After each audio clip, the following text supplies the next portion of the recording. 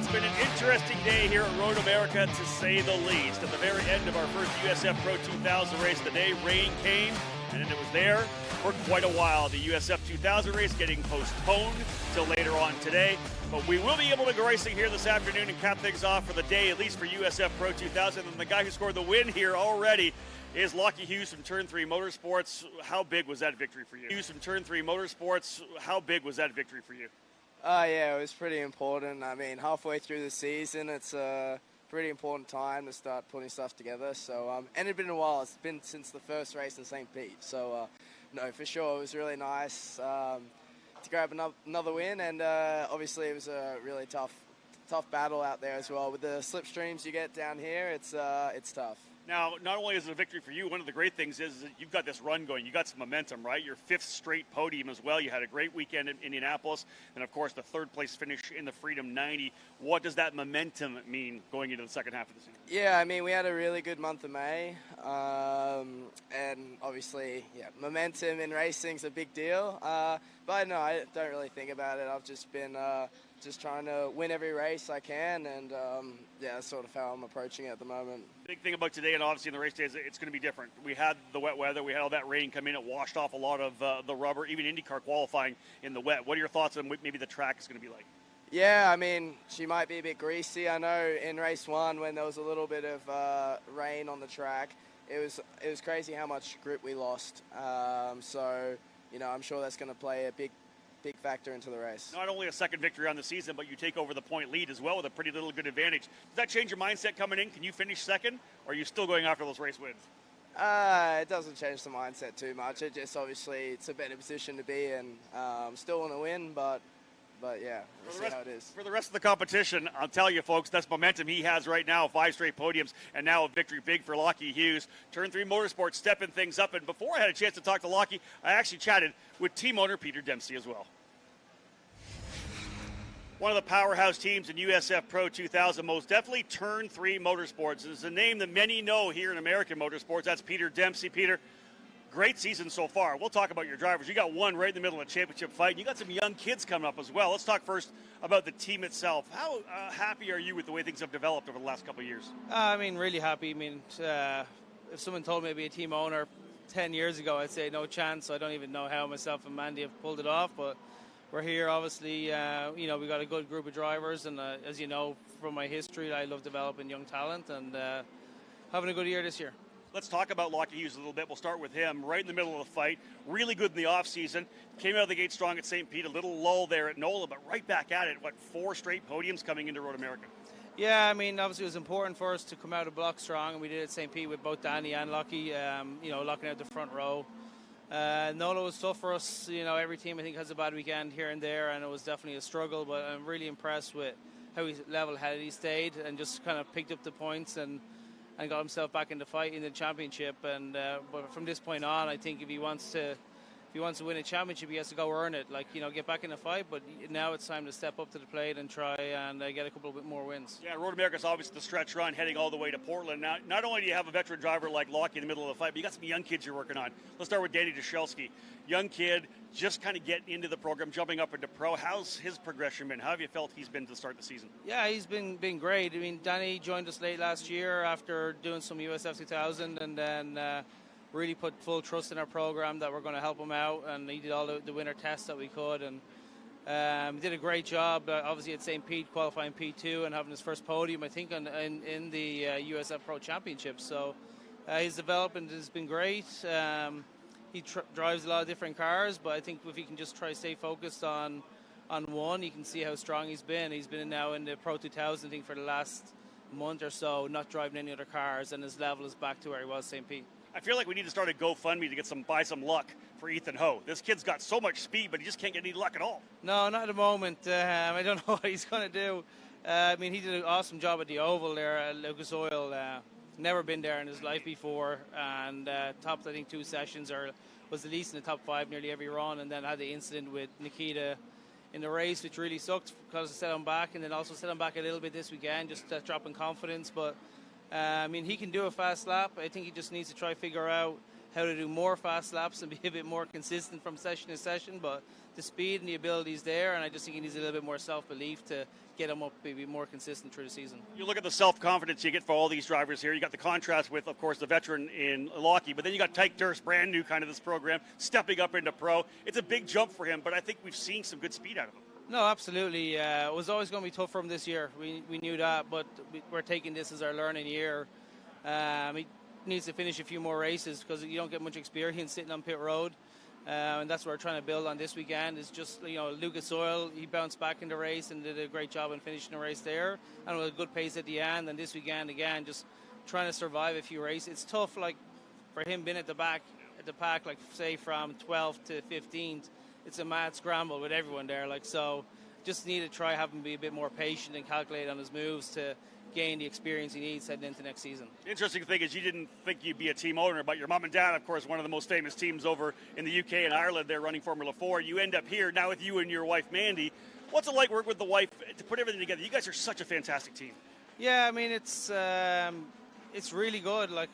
She does an amazing job with the team, in the backside of things. I just focus on the race cars, and she worries about all the other important stuff, and we have a good balance, I think, of how we manage everything. And she's great with communication to the drivers and to the parents, and makes our lives easier as crew because all the itinerary and weekend planning is done. And I know my boundaries, and I try not to step over the mark too much because she'll be quick enough to tell me to focus on my own stuff. So, no, we're having a good year. We have 5 rookies. We had 5 rookies in the team this year. So to be here with 5 rookies in the championship fight is really good, and hopefully we can just stay focused and do the job this year. And for a team that hasn't really been around even for 5 years, you guys have established yourself in focusing just on USF Pro 2000. You become one of the big teams. You're one of the teams to be with, and everybody around the country, around the world, they're trying to get a seat with you for 2025. No, absolutely. Our seats are filling up already, but it's just about. I focus just on our own stuff. I don't really worry about the noise around the paddock too much if I can avoid it. And if we just do the best job we all do as individuals and as a team, and the results should kind of prove for themselves. So that's what we do, and so far it's working. But obviously it's not easy. You have to keep on top of the game, and it never stops. Yeah, it's. Prep is important, setup's important. I engineer 2 cars and lead the setups as well, so I'm team owner and engineering, and it's stressful. When on a bad weekend, it sucks. On the good weekends, when you roll off the truck, it's a bit easier when you roll off pretty good. So it's a stressful business. The team ownership is tough. We got such a fantastic paddock here, so many great team owners. As you said, it's tough to be a team owner. You got all these young kids trying to get better, but as Peter said, all about driver development. That's what it is about here. It's a family at Turn 3 Motorsports, one of the fantastic teams we have inside our paddock. You can feel confident Continental is the smart choice in tires. And to handle extremes? Yep. Tested from the Texas desert to near the Arctic Circle. Really? Really. Anything for the guy who finds that one pothole? Yeah, road hazard coverage has your back. For real? Absolutely. Were they made by a bajillion engineers? Well, closer to 100. Continental. Welcome to the smart choice in tires. Over the years, we've chased down a lot of dreams, each one leading to the next, all the way to our most electrifying dream yet. Introducing the all-new, all-electric Honda Prologue.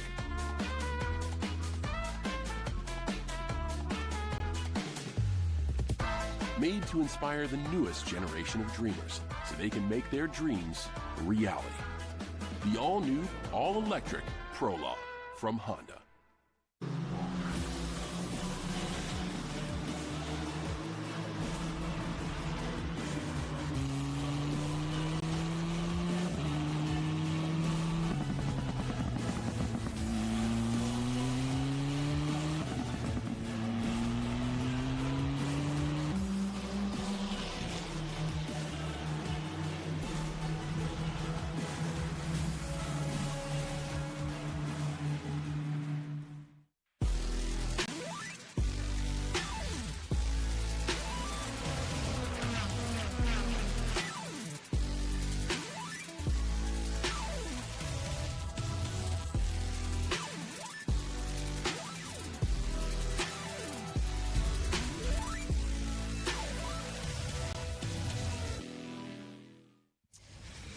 Oh, what a different day we have now as we get set to roll with drivers in USF Pro 2000, their second of 3 races, ready to roll on track following a fantastic qualifying run in the Indy Next Series. Congratulations to Jamie Chadwick from Andretti Global, putting it on the pole, her first career Indy Next pole.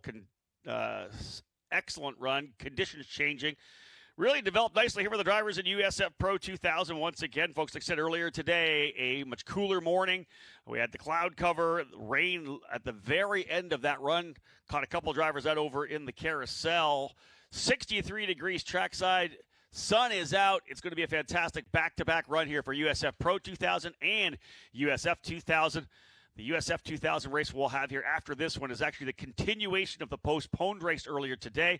And then race number 2, which was scheduled to go this afternoon, is now moved to tomorrow morning. So more action tomorrow with, of course, both USF Pro and USF 2000 on the grid. Again, my name is Rob Howden. Great to be here at Road America alongside my good friend Eric Miller, the voice of Road America. We'll bring him in here momentarily. But as these drivers will roll out here onto the grid here soon, let's have a look at the grid. Actually, you know what? Let's wait for that. Let's get them out here first so we can get the camera on them. Eric, let's you and I chatter a little bit. What a day. I mean, contrast from the cold morning, all that rain, crazy, and all of a sudden drying qualifying sessions. Kind of the tale of two cities right now. No doubt. A completely different change around, less than 5 hours difference, right? So track completely dry for about 3/4 of the lap. Kettle Bottom still has a couple of spots where there is some moisture on the racing surface. If you caught any of the qualifying for Indy Next, it started out with some damp conditions, but everybody went out on slicks. Chadwick coming up with the pole there, but the NTT IndyCar Series started in the wet. Fast 6 ended up on slicks, and Joseph Newgarden kind of got caught out. Pretty hard lick over in the kink. So these drivers are going to have to be mindful of that. Track conditions over there, there's still some moisture that you're going to find on the rumble strip. So you really got to keep it between the lines this afternoon. Now that the track is fairly dry, we're going to see the tire temperatures come up with these Continental tires. But if you can keep it between the lines, you may have a good day. Yeah, I think the big thing there, my kind of takeaway was the fact all that rain that came, not a lot of rubber going down from IndyCar and Indy Next. So we always talk a lot about the fact that the drivers in the USF Pro Championships are always presented with different track conditions because we're always, of course, on an IndyCar weekend. When IndyCar and Next get out there, they start laying a lot of rubber down. And it kind of changes things. With the rain that we had, kind of washed the track off, and then damp running for IndyCar, and then not really to the very end of Indy Next to have some full dry track. So very interesting to see how it will play out. Maybe more into the point where it's not going to be one of those variables that we normally have. 21 drivers set to go here right now, and we're waiting for them to wheel out. Let's start working our way through the grid as the teams bringing their equipment out onto pit lane. 21 set to roll, as I said, starting at the tail of the field will be the number 83 of Charles Finelli for Fat Boy Racing. 60 years of age, has been racing for a number of decades. Great to have Charles Finelli with us in the 83. Road number 10 will have Artie Flores on the outside from Mexico for BN Racing, his second event here in the USF Pro Championships. Flores in the number 78 starting in 20th. Alongside him, a driver has been finding more speed throughout this weekend. Tyke Durst, the rookie, in the number 33. Durst out of Charlotte, North Carolina for Turn 3 Motorsports, starting in the 19th spot. Row number 9 will have Nico Christodoulou for VRD Racing, a USF 2000 winner last year. He won USF 2000 earlier this year at NOLA Motorsports Park. Big wreck in Indianapolis and saying, hey, you know what, I'm not in the championship anymore. Let's jump up to USF Pro, run a handful of races there as budget allows. So good to have him here in this USF Pro car, but starting back at 18th, work to do for Christodoulou, the Canadian. Alongside him, a young driver focusing this year on gaining experience, and that is Logan Adams out of Greenfield, Indiana, in the Comet Racing Newcastle Motorsports Park entry, the number 21. The grandson of Mark Dismore Sr., former winner in the Indy Racing League.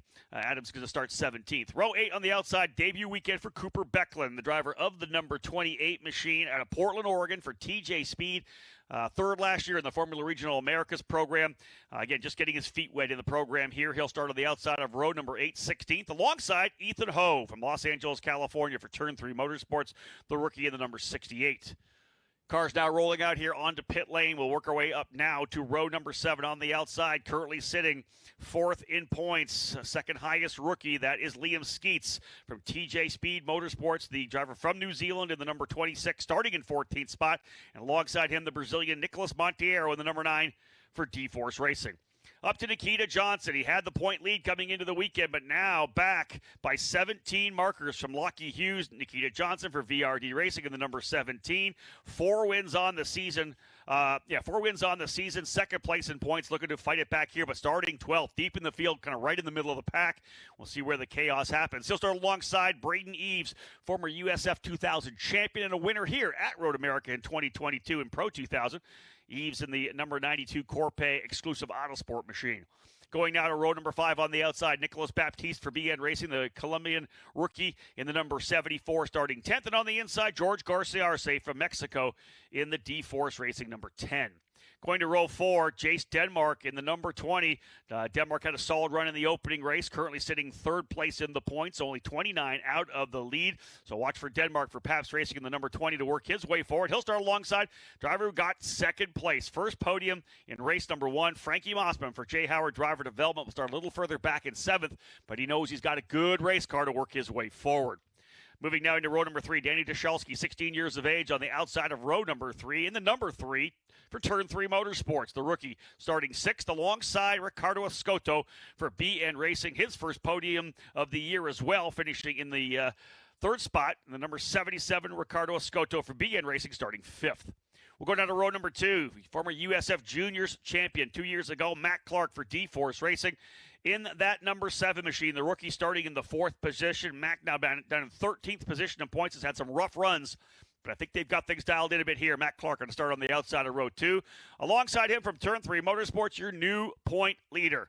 2 wins on the season, 1 in the opener at St. Petersburg, 1 here at Road America now, but 5 straight podium finishes for Locky Hughes. The Aussie in the number 44 looking to keep this momentum up as he works his way from P3.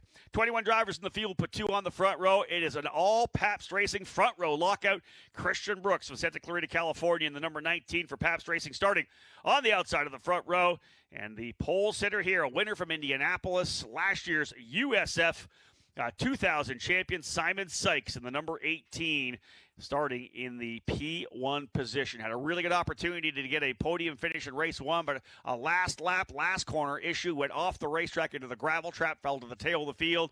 Big time redemption for Simon Sykes to start from pole and potentially go for a race win. Sykes and Brooks on row 1, Hughes and Clark row 2, Escoto, Jaselski row 3, Mossman and Denmark row 4, Garcia Arce and Baptiste, row 5. Eves and Johnson, row 6. Montiero alongside Skeets on row 7. Ho and Becklin, row 8. Adams and Christodoulou, row 9. Durst and Flores, row 10. And Finelli alone on row number 11. Let's bring Eric Miller in here, man. We've seen a lot of great racing here today, but I'll tell you, when we sat back here and filled an hour's worth of airtime waiting for potentially USF 2000 to start, this is beautiful. Blue skies, engines are fired. We're going racing. And we're going racing with the sun out, yeah, which is really what we want anyway. And that's exactly what Christian Brooks said he wanted. He did, didn't he? Yeah, he said he liked racing in the rain, but he really felt that if they could race in the dry, that race car was fast and good fast for Pabst. They really think they've got a good car here, a good platform for this weekend. I will say this, obviously this is a big weekend for Pabst Racing, right? The home race, their shop over in Economawalk, and right now for them, they've won here in USF 2000, but they've not yet stood on top of the box in USF Pro 2000. So this could be an opportunity here with a front row lockout. You got Jace Denmark not that far back either, so a really good position to get things underway. And again, we will say hello to all the guests we have this weekend from West Bend, Wisconsin's based Elite Engines, the sole engine supplier to USF Pro 2000, USF 2000, and USF Juniors. A lot of great partners here with us this weekend, but it is the Elite Engines Grand Prix of Road America. So big thank you to everybody, all the naps from Elite Engines for doing what they do to provide so many power plants, over 60 engines on track when we have all 3 series, as we will in a couple of weeks' time at Mid-Ohio in July. So cars rolling off the grid, time to go back at it here. And again, this is going to be a heck of a race for sure. This will be 15 laps or 40 minutes. That's the window. It'll be a little shorter in USF 2000 as we're continuing that postponed race from earlier today. Yeah, an absolutely different condition this afternoon. With the sun out, track temperatures have already gone over 80 degrees, which obviously track temperatures were pretty close to ambient during the rain session. And with this race kind of getting getting set, it's a little bit different of a feel. Obviously, this morning we had major cloud cover, temperatures in the mid-60s. Simon Sykes starting from the pole here, looking for a little bit of redemption after spinning in 14 on the final quarter of round one this morning. Yeah, it's got to be tough. It was all he really had to do was roll it home. He was trying to make that move to get to P2. I understand that completely. Maybe even an over-under on Frankie Mossman, who kind of ran the defensive line down the inside of 14 a bit. Just didn't play out the way he wanted to, but nonetheless, he gets to start from pole. Like I said, an opportunity for redemption, an opportunity to get those points that he's left on the table. Simon Sykes currently sitting 11th place in points, even with that victory at Indianapolis. He needs a big win here.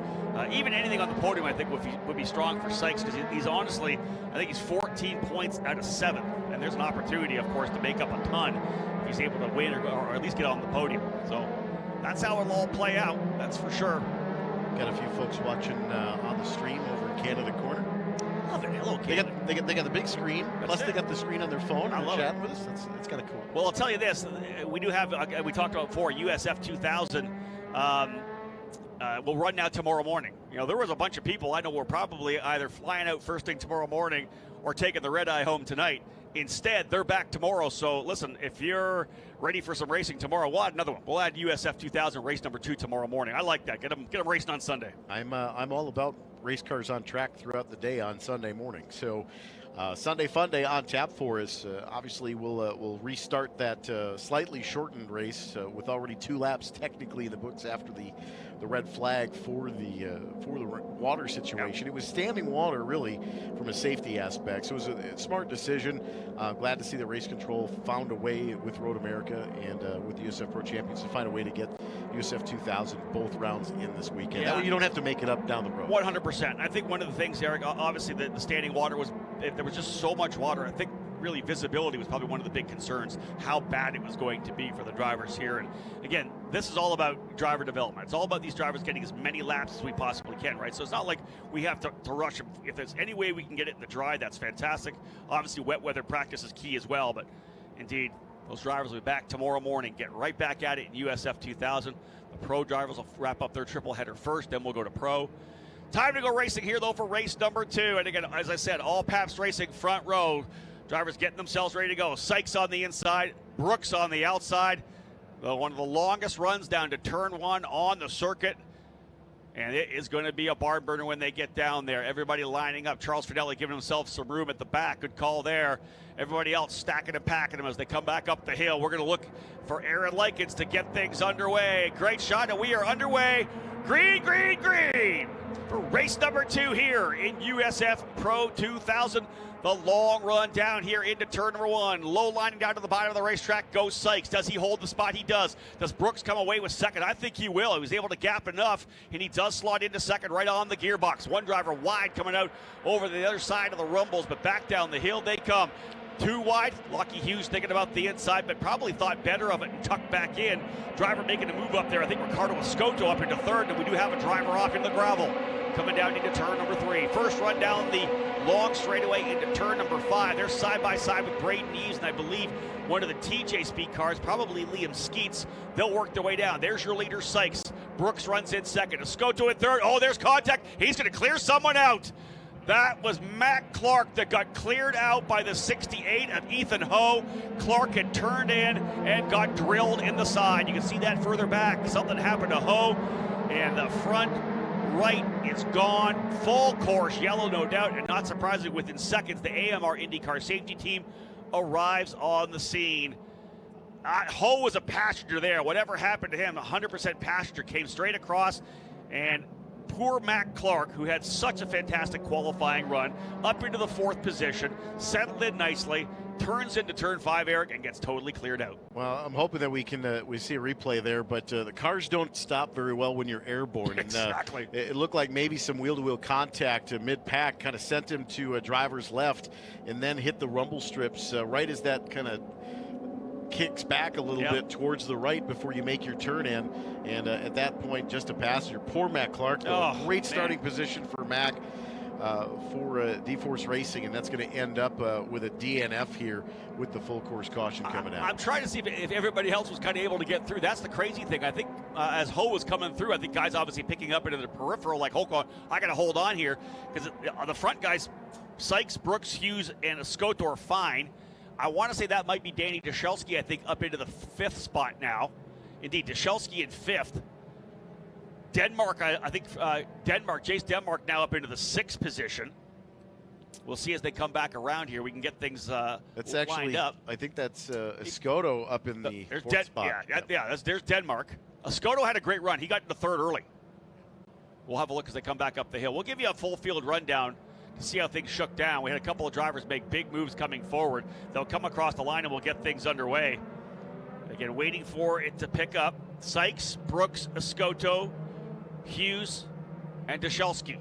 So right now, obviously the AMR IndyCar safety team with our drivers right now, we're waiting to get the all clear to find out what's going on with them. We'll get the update when we can. So Sykes, the leader, Brooks in 2nd, Escoto 3rd, Hughes 4th, Dashelski 5th, Baptiste 6th. Nico Baptiste up into 6th spot from 10th, so he was able to get 4 positions. Skeets in 7th, Jace Denmark 8th, George Garcia-Arce 9th, and Braden Eves in 10th. Nicholas Montiero 11th, Frankie Mossman in 12th, Logan Adams 13th, Nikita Johnson 14th, Cooper Becklin and Tyke Durst 15th and 16th, Charles Finelli 17th, Arturo Flores, Nico Christodoulou at the back in 18th and 19th, and of course, as we said, both Matt Clark and Ethan Ho out with the contact down there in turn number 5.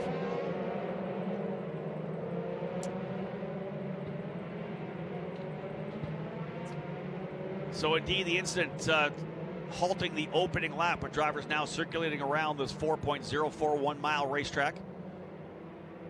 Good start for Simon Sykes. Christian Brooks able to tuck in as well. They weren't anywhere near. He got a really good start, got the run down into 1, cleanly through 1 and cleanly through turn 3 as well. Same down in turn number 5. Cleanup continuing now down with the shattered parts of Ho and Clark's race cars as the contact was made on the turn, and essentially right at the apex of turn number 5. To be honest, where that impact was in that turn into apex, I can't imagine anyone else doesn't have wing damage. Yeah, coming across the bow there. Yep. Yeah, again, like I said, there's absolutely nothing Clark can do. He's already turned in. That's one of those deals. He's back to power probably at that point as well already. And Ho, as Eric had mentioned earlier, some kind of contact or something happened coming down into the braking zone. All of a sudden, he shot to driver's left and was up in the air. And again, like you said, you're on the brakes. When you're in the air, all of a sudden, you're not braking, let's put it that way, and you're going straight. And really, just bad luck for Matt Clark. Nothing he could do about that at all. Yeah, so it looks like Ethan Ho made right front to left rear contact with somebody. Can't quite see who it is, but it sent him into the grass to driver's left, and again, just kind of along for the ride. So that's a tough break for Ethan Ho, and certainly Matt Clark with a great starting spot, kind of all for naught here in race 2. But we get to do this again, race 3 tomorrow. So again, you got Sykes here trying to get to a little bit of redemption after his spin at 14, trying to make up some points. Matt Clark going to have to do the same tomorrow. That's it. Locky Hughes right there, the number 44, point leader here after that big win earlier today, holding off Frankie Mossman and Simon Sykes. Got pretty exciting at the end until Hughes really dropped the hammer on the last lap. He pulled out a couple of car lights, made it a battle for second as opposed to a battle for the race win. It was a really strong run there. So again, field circulating around -2. Let's have a look. I think we've got the replay queued up, so we're going to have a little look at this thing here right now so we can see the contact that we had coming through. So here they come down the corner. It looks like there's Clark. So yeah, that was Eves. That was actually, looks like Ho drove into the back of Eves. Potential wing damage for the 6 of Mossman, yeah. So, again, there's the contact there coming through the corner. That's a hard hit. As you can see, those drivers making contact. Under the braking, it looked like Ho got into like as Eric said, right front into the back of the left rear of Braden Eves. Let's see if Eves continues on track. I'm looking down front. I don't see any damage to Eves, so hopefully for him, at least for his sake, no damage to the number 92 exclusive machine. I would be more concerned about Frankie Mossman's wing, the left front of that wing, kind of getting knocked down a bit. It has been a rough run here for Ethan Ho. Contact with the wall. He and Nikita Johnson at the Freedom 90 at IRP just a couple of weeks ago. Got into the wall there, and then obviously the contact here. That's a rough one for Ethan Ho coming through there. And listen, that happens a lot going into that corner, Eric. You've seen it before. You're rolling down into that corner. Everybody's on the brakes. If you don't give a little extra room and you're not there, and all you do is lock a tire up, right, and start rolling. And that right front got into the back, up in the air he went. And like you said before, zero control at that point. You're along for the ride. Poor Matt Clark was the guy who had just turned in with back to power in the corner and gets cleared out.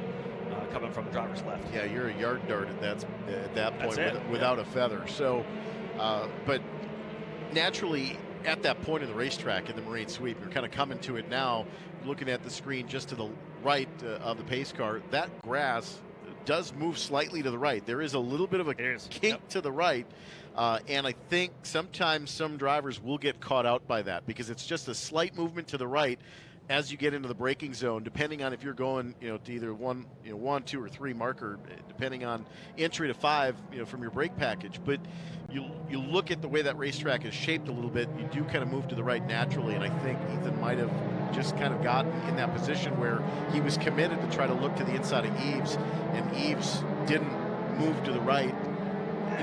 With that little bit of movement, we've seen those types of incidents before. It's nobody's fault. It's a racing deal. I'm leaning more towards it's the dirty side of the racetrack too. Yeah, right? too. Like nobody's been on that side of the racetrack yet. You go down the bottom like that, and it's dirty. There's no grip down there at all. Go a little too deep in, and just like I said, because I don't think it was side to side contact. I think he came from the back and kind of almost rolled up over top of that tire. And again, so lucky for Eves not to have damage to his right rear. And obviously he's radioing in right now. They're asking how it feels. No doubt about that. We'll see how he plays it. Again, he'll be on the throttle early. We'll be able to see really quickly if there's any kind of damage whatsoever. More than anything, I'd be worried about a slow puncture, too, within that situation. Just getting a little bit of that, wing panel, side panel of the wing coming in. But if it was true wheel-to-wheel contact, he may have gotten away with one there as far as the damage for that car. But early yellow here. We talked to both Eva and Christian Brooks, both of their, both of those, races where they came in to commentate. They said how aggressive you had to be on these restarts here. We're going to see this again. I want to look closely to the right there. I hear reports that potentially a wing came off. Somebody's wing further back, potentially off, and he climbed the wing. Let's see. No, he's moving to the inside. No, that's his own wing. His own wing. You're right. So the front of his wing actually folded underneath. You wonder. Obviously, I think he probably hit the wing on the tire. It rolls underneath, and away he goes. Which is what my concern would be with Eves' left rear. If you had a little bit of that end plane of the wing come into the tire, do you have a slow puncture in that? It'll be a very noticeable speed-wise going into turn 1.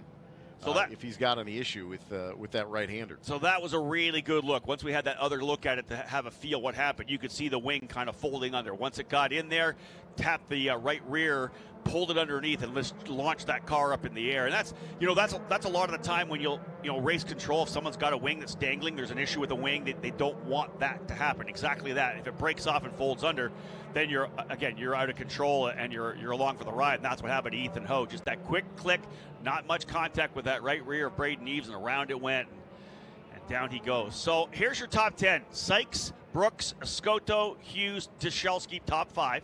Baptiste in 6th, Skeets 7th, Denmark 8th, Garciarce 9th, and Braden Eves in 10th. So you're wondering about the left rear of Eves. We're wondering about the front wing on Frankie Mossman. A couple of drivers that potentially could have been involved in that one. Get out your grease pencil, question mark, question mark, question mark. Right? I have a feeling we're going to go green this time by, so we may be back to racing. Kudos again to the AMR IndyCar safety crew. They just do such phenomenal work. We're so lucky to have them. Here's our Honda Civic Type R, our brand new pace car, courtesy of Honda. I think it's a hot rod, 315 horsepower. I got a chance to drive it. It's quick. You should bring it for autocross. I could bring it. Yeah, I should do that. It's at the Motorplex. You know the track. I do know the track very well. I wonder if Honda would like me throttling it like that on the go-kart track. That'd be fun. Well, I think it can handle it. All right. Drivers getting ready to warm those tires back up to get underway, get them cleaned off, get back at it here. Yeah, definitely feeling bad for both Ethan Ho and Matt Clark. Both those drivers needed good runs. Ho 16th in points, Matt Clark 13th. Those guys needed to have good finishes, and especially for Matt Clark, my goodness, he was 4th, right? And tough finish for him. So we've talked about it a couple times this weekend already, but as we're still under caution, coming back to green, question on the YouTube stream. Yep. What's the difference between Pro 2000 and USF 2000? Let me give great you, question. It is. Let me give you the standard line that I always say. It's more of everything is really what it is. It's the same tub. It's the same Tatis chassis, the tub itself. The bodywork's obviously a little bit more. There's a lot more horsepower. We throw 70 or 80 more horsepower at it, 250 horsepower. The engine's the same basic engine, but it's beefed up. Larger tires, more downforce, bigger brakes. So really more of everything. You're charging the corners harder. You got more downforce for the corners. You got a lot more horsepower as well, right? You know, almost 50% more horsepower moving up into the USF Pro 2000 category. And like Christian talked about, it's a handful. So essentially, the rear wheels on the USF 2000 car are the front wheels on the Pro car. So think about the grip there, how the different sizes. And Christian talked about how heavy that steering wheel is. These things are a beast to drive. And he said that there's no power steering. So it's not like your passenger car just tooling around at 65 miles an hour on the highway and be able to just move the wheel just slightly to the left and change lanes. You have to physically turn that car through the corner. And you saw him when he was in here. That guy, Christian, ripped. He is stacked. And is he building up that upper body so that he knows he's not going to get tired? Because that's one of the things. I always say the one thing you can control when it comes to being a race car driver is your work ethic and your strength, your physical ability, right? So he's the guy that's going to be at the end. He's not tired. He's ready to go. Those are the guys that maybe aren't quite as fit, that struggle at the end of a 15-lap race, especially at a demanding track like this. Once they come through turn 14, they can get on the loud pedal. As soon as they get back to the alternate timing line, we're racing. Simon Sykes is going to set him up. He's holding on. There. He's not punched yet. He's stacking him up a little bit. So he decided not to go early. One of the drivers tuck it out. You got to stay in line. Waiting for the green flag. And we are at it again. Green flag flying, but it was really up to Sykes to go whenever he wanted on the restart. Single file and they'll work their way up, but he has to know about that draft. Here comes Christian Brooks. He's going to go to the outside. Was it too early? He'll go side by side. Brooks is going to try to race him into turn number 1. He can go to the outside, and he does. Round the outside of turn number 1. Do they hold on? Wait for that shot coming out of turn number 2, and I think we have a new leader. Book it. Christian Brooks to P1. New leader coming down into turn number 3. Brooks leads. Sykes into second. Escoto with a lot of pressure behind from Locky Hughes. They'll work their way to turn number 3. The big long run down under the bridge here. And we talked to Christian during that red flag that he wanted to be aggressive on the start and restart, and I think he got a much better start, but he also talked about locking up that tire, and that's a big lockup for Christian Brooks. He dragged that one all the way in through turn number 5. One driver had some trouble going off. The rumble strips look inviting there. Yeah, it's a lot of runoff room. You don't want to really go on it that much. They're pretty aggressive. I can tell you in the track walk on Friday, we took the golf cart and hit a couple of those rumble strips, and I might have lost a filling or two. I was going to say, you still got your filling? Yeah, they're not smooth by any stretch of the imagination. Look at this racing further back. These guys have their elbows up right now. Dushelski gets moved off. The 74 there digging his way up. That's Nicolas Baptiste. He's got his elbows up. He's been a revelation this year as a rookie with BN Racing, a brand new team as well. They've been really strong, and Nico's been really one to watch. I've been super impressed what he's done, of course, on the road courses, which is more obviously his forte, but he was even really good on the oval, which I was impressed. He's been a guy that I've been really enjoying watching this year. Top 3 drivers trying to stretch away. Hughes now into third. There's a Escoto. Big move to the inside. Chase Denmark trying to get by Dushelski as well, and Dushelski's going to go off. Denmark may get 2 there. Dushelski really kind of struggling on the exit of turn 8, and that kind of paid the price for that into the bottom of Kettle Bottoms into turn 12 to Canada Corner. When you lose momentum on the exit of 8, it compromises everything you want to do down that long straightaway. He almost had to bring him back on the track and not go over the grass. That's a great pickup, Eric. We watched him come through. They were side by side coming through 8, and again, like you said, if you're not back on it there, that's where the corner starts. Canada Corner starts coming out of turn number 8, right? That's the beauty of it. So here comes the move. Simon Sykes will go back to the lead, gets the draft and goes to the inside. So Sykes goes back to the lead. The 2 Paps cars running 1-2. Further back, you see the action. There's the exit of turn number 1. And a driver, there's contact there. Mossman, I think, just got into Finelli. And I think Mossman's lost his front wing. And I think that's probably why. We talked about Mossman's wing. I think he may have lost it already. And he is slowing coming down to turn number 2. Got into the side of Finelli. Likely tried to make the move to the inside. I don't know if he didn't know he had the wing or not, but without that wing, you're going to that corner, you're in trouble. Locky Hughes on the attack here to the inside of Christian Brooks. Brooks with that locked tire, going to maybe be suffering the effects of that. Runs the hard rumbles there, and it looks like we've got a yellow over in 3 potentially. So Mossman may have come down to a stop down there. Hopefully he can pull in turn number 3, just on the exit of 3, he can pull into that little area there. Hopefully he got off the racetrack. We'll continue to watch. Sykes has gone back to the lead, as we know. Hughes now up into 2nd. Look who else is coming. 3rd is Christian Brooks, but here comes Ricardo Escoto, and right behind Escoto is Liam Skeets as well. What a drive for Skeets. Started 14th. He's now up into 5th. The Kiwi is on the move right now for TJ Speed Motorsports. What a run for Liam Skeets. Sykes, though, knows he needs a win to get himself back in championship contention. He is digging hard. Already a win at Indianapolis, and indeed, full course yellow. So the lead for Sykes is going to disappear. Full course yellow. Unsure what it is at this point here, but very likely the Listen, race control is going to talk to Frankie Mossman. Why would you pull your car in there and not all the way in?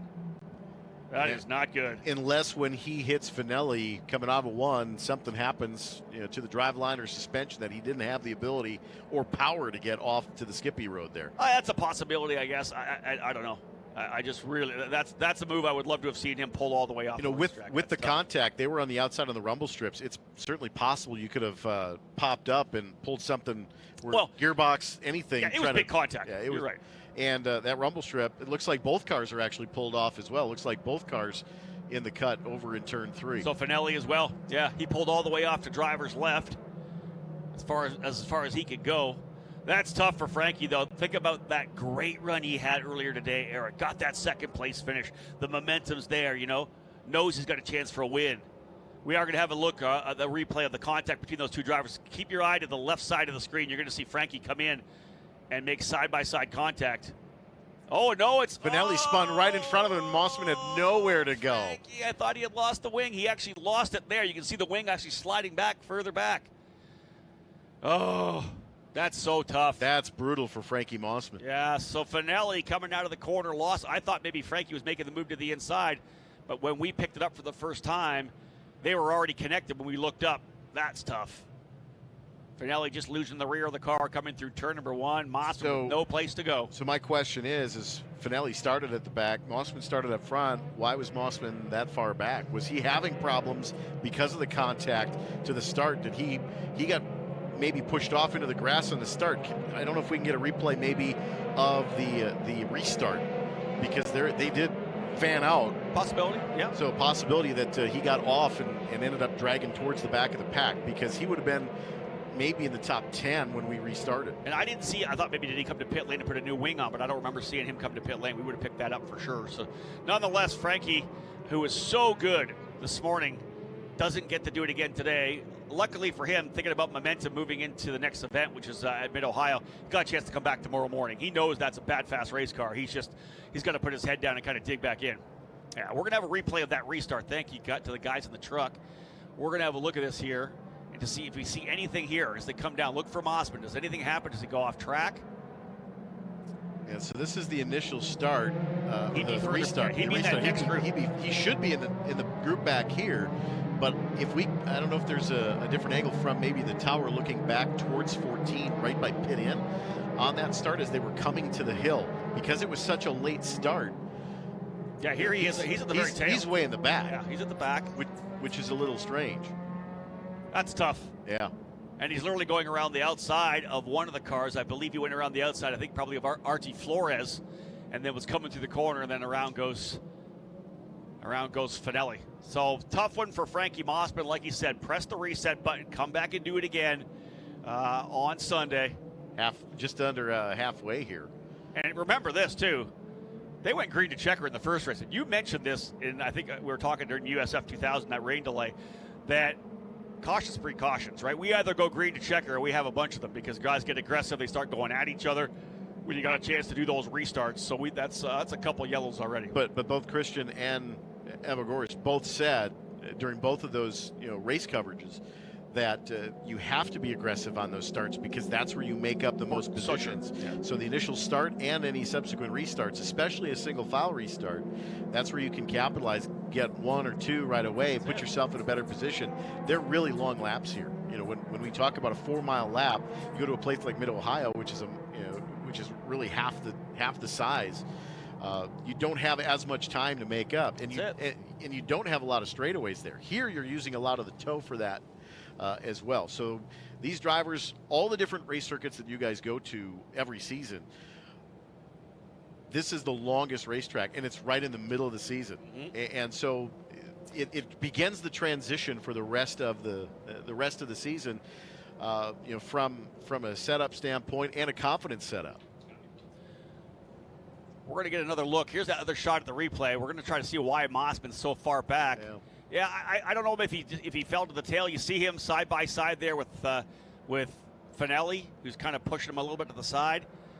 Yeah. Oh, yeah. Listen, the bottom line is that he thought he was clean and green through turn number 1. Finelli got sideways. The contact was made.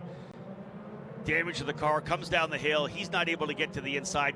I would like to have seen him got farther off the racetrack, but then we saw that Finelli was off as well, so it doesn't matter where Frankie was going to end up with Finelli off track to the left.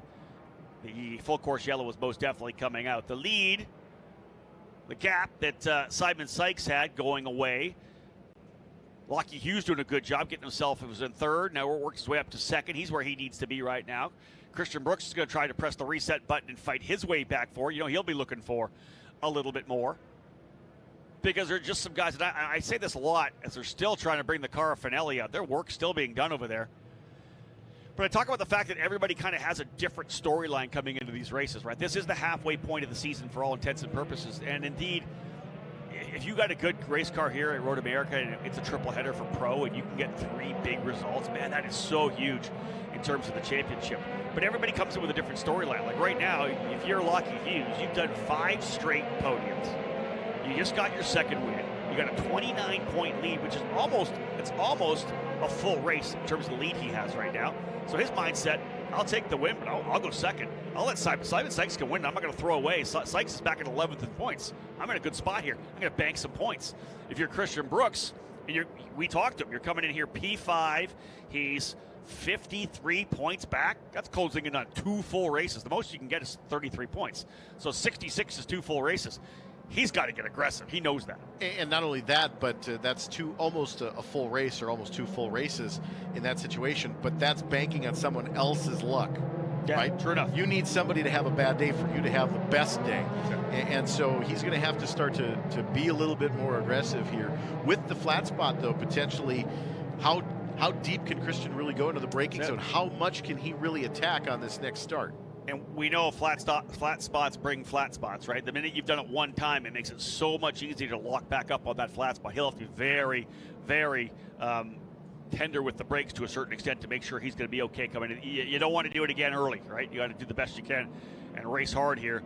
Big movers. I want to throw it out to again, Liam Skeets from 14th, now up into 5th spot. Baptiste started 10th. He goes up into 6th, though.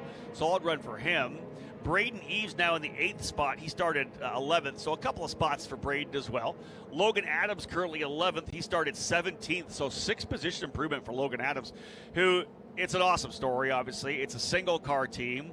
It's grandpa, mom, and dad. They're all in there digging. They've hired some good veteran people to work on the car and engineer the car.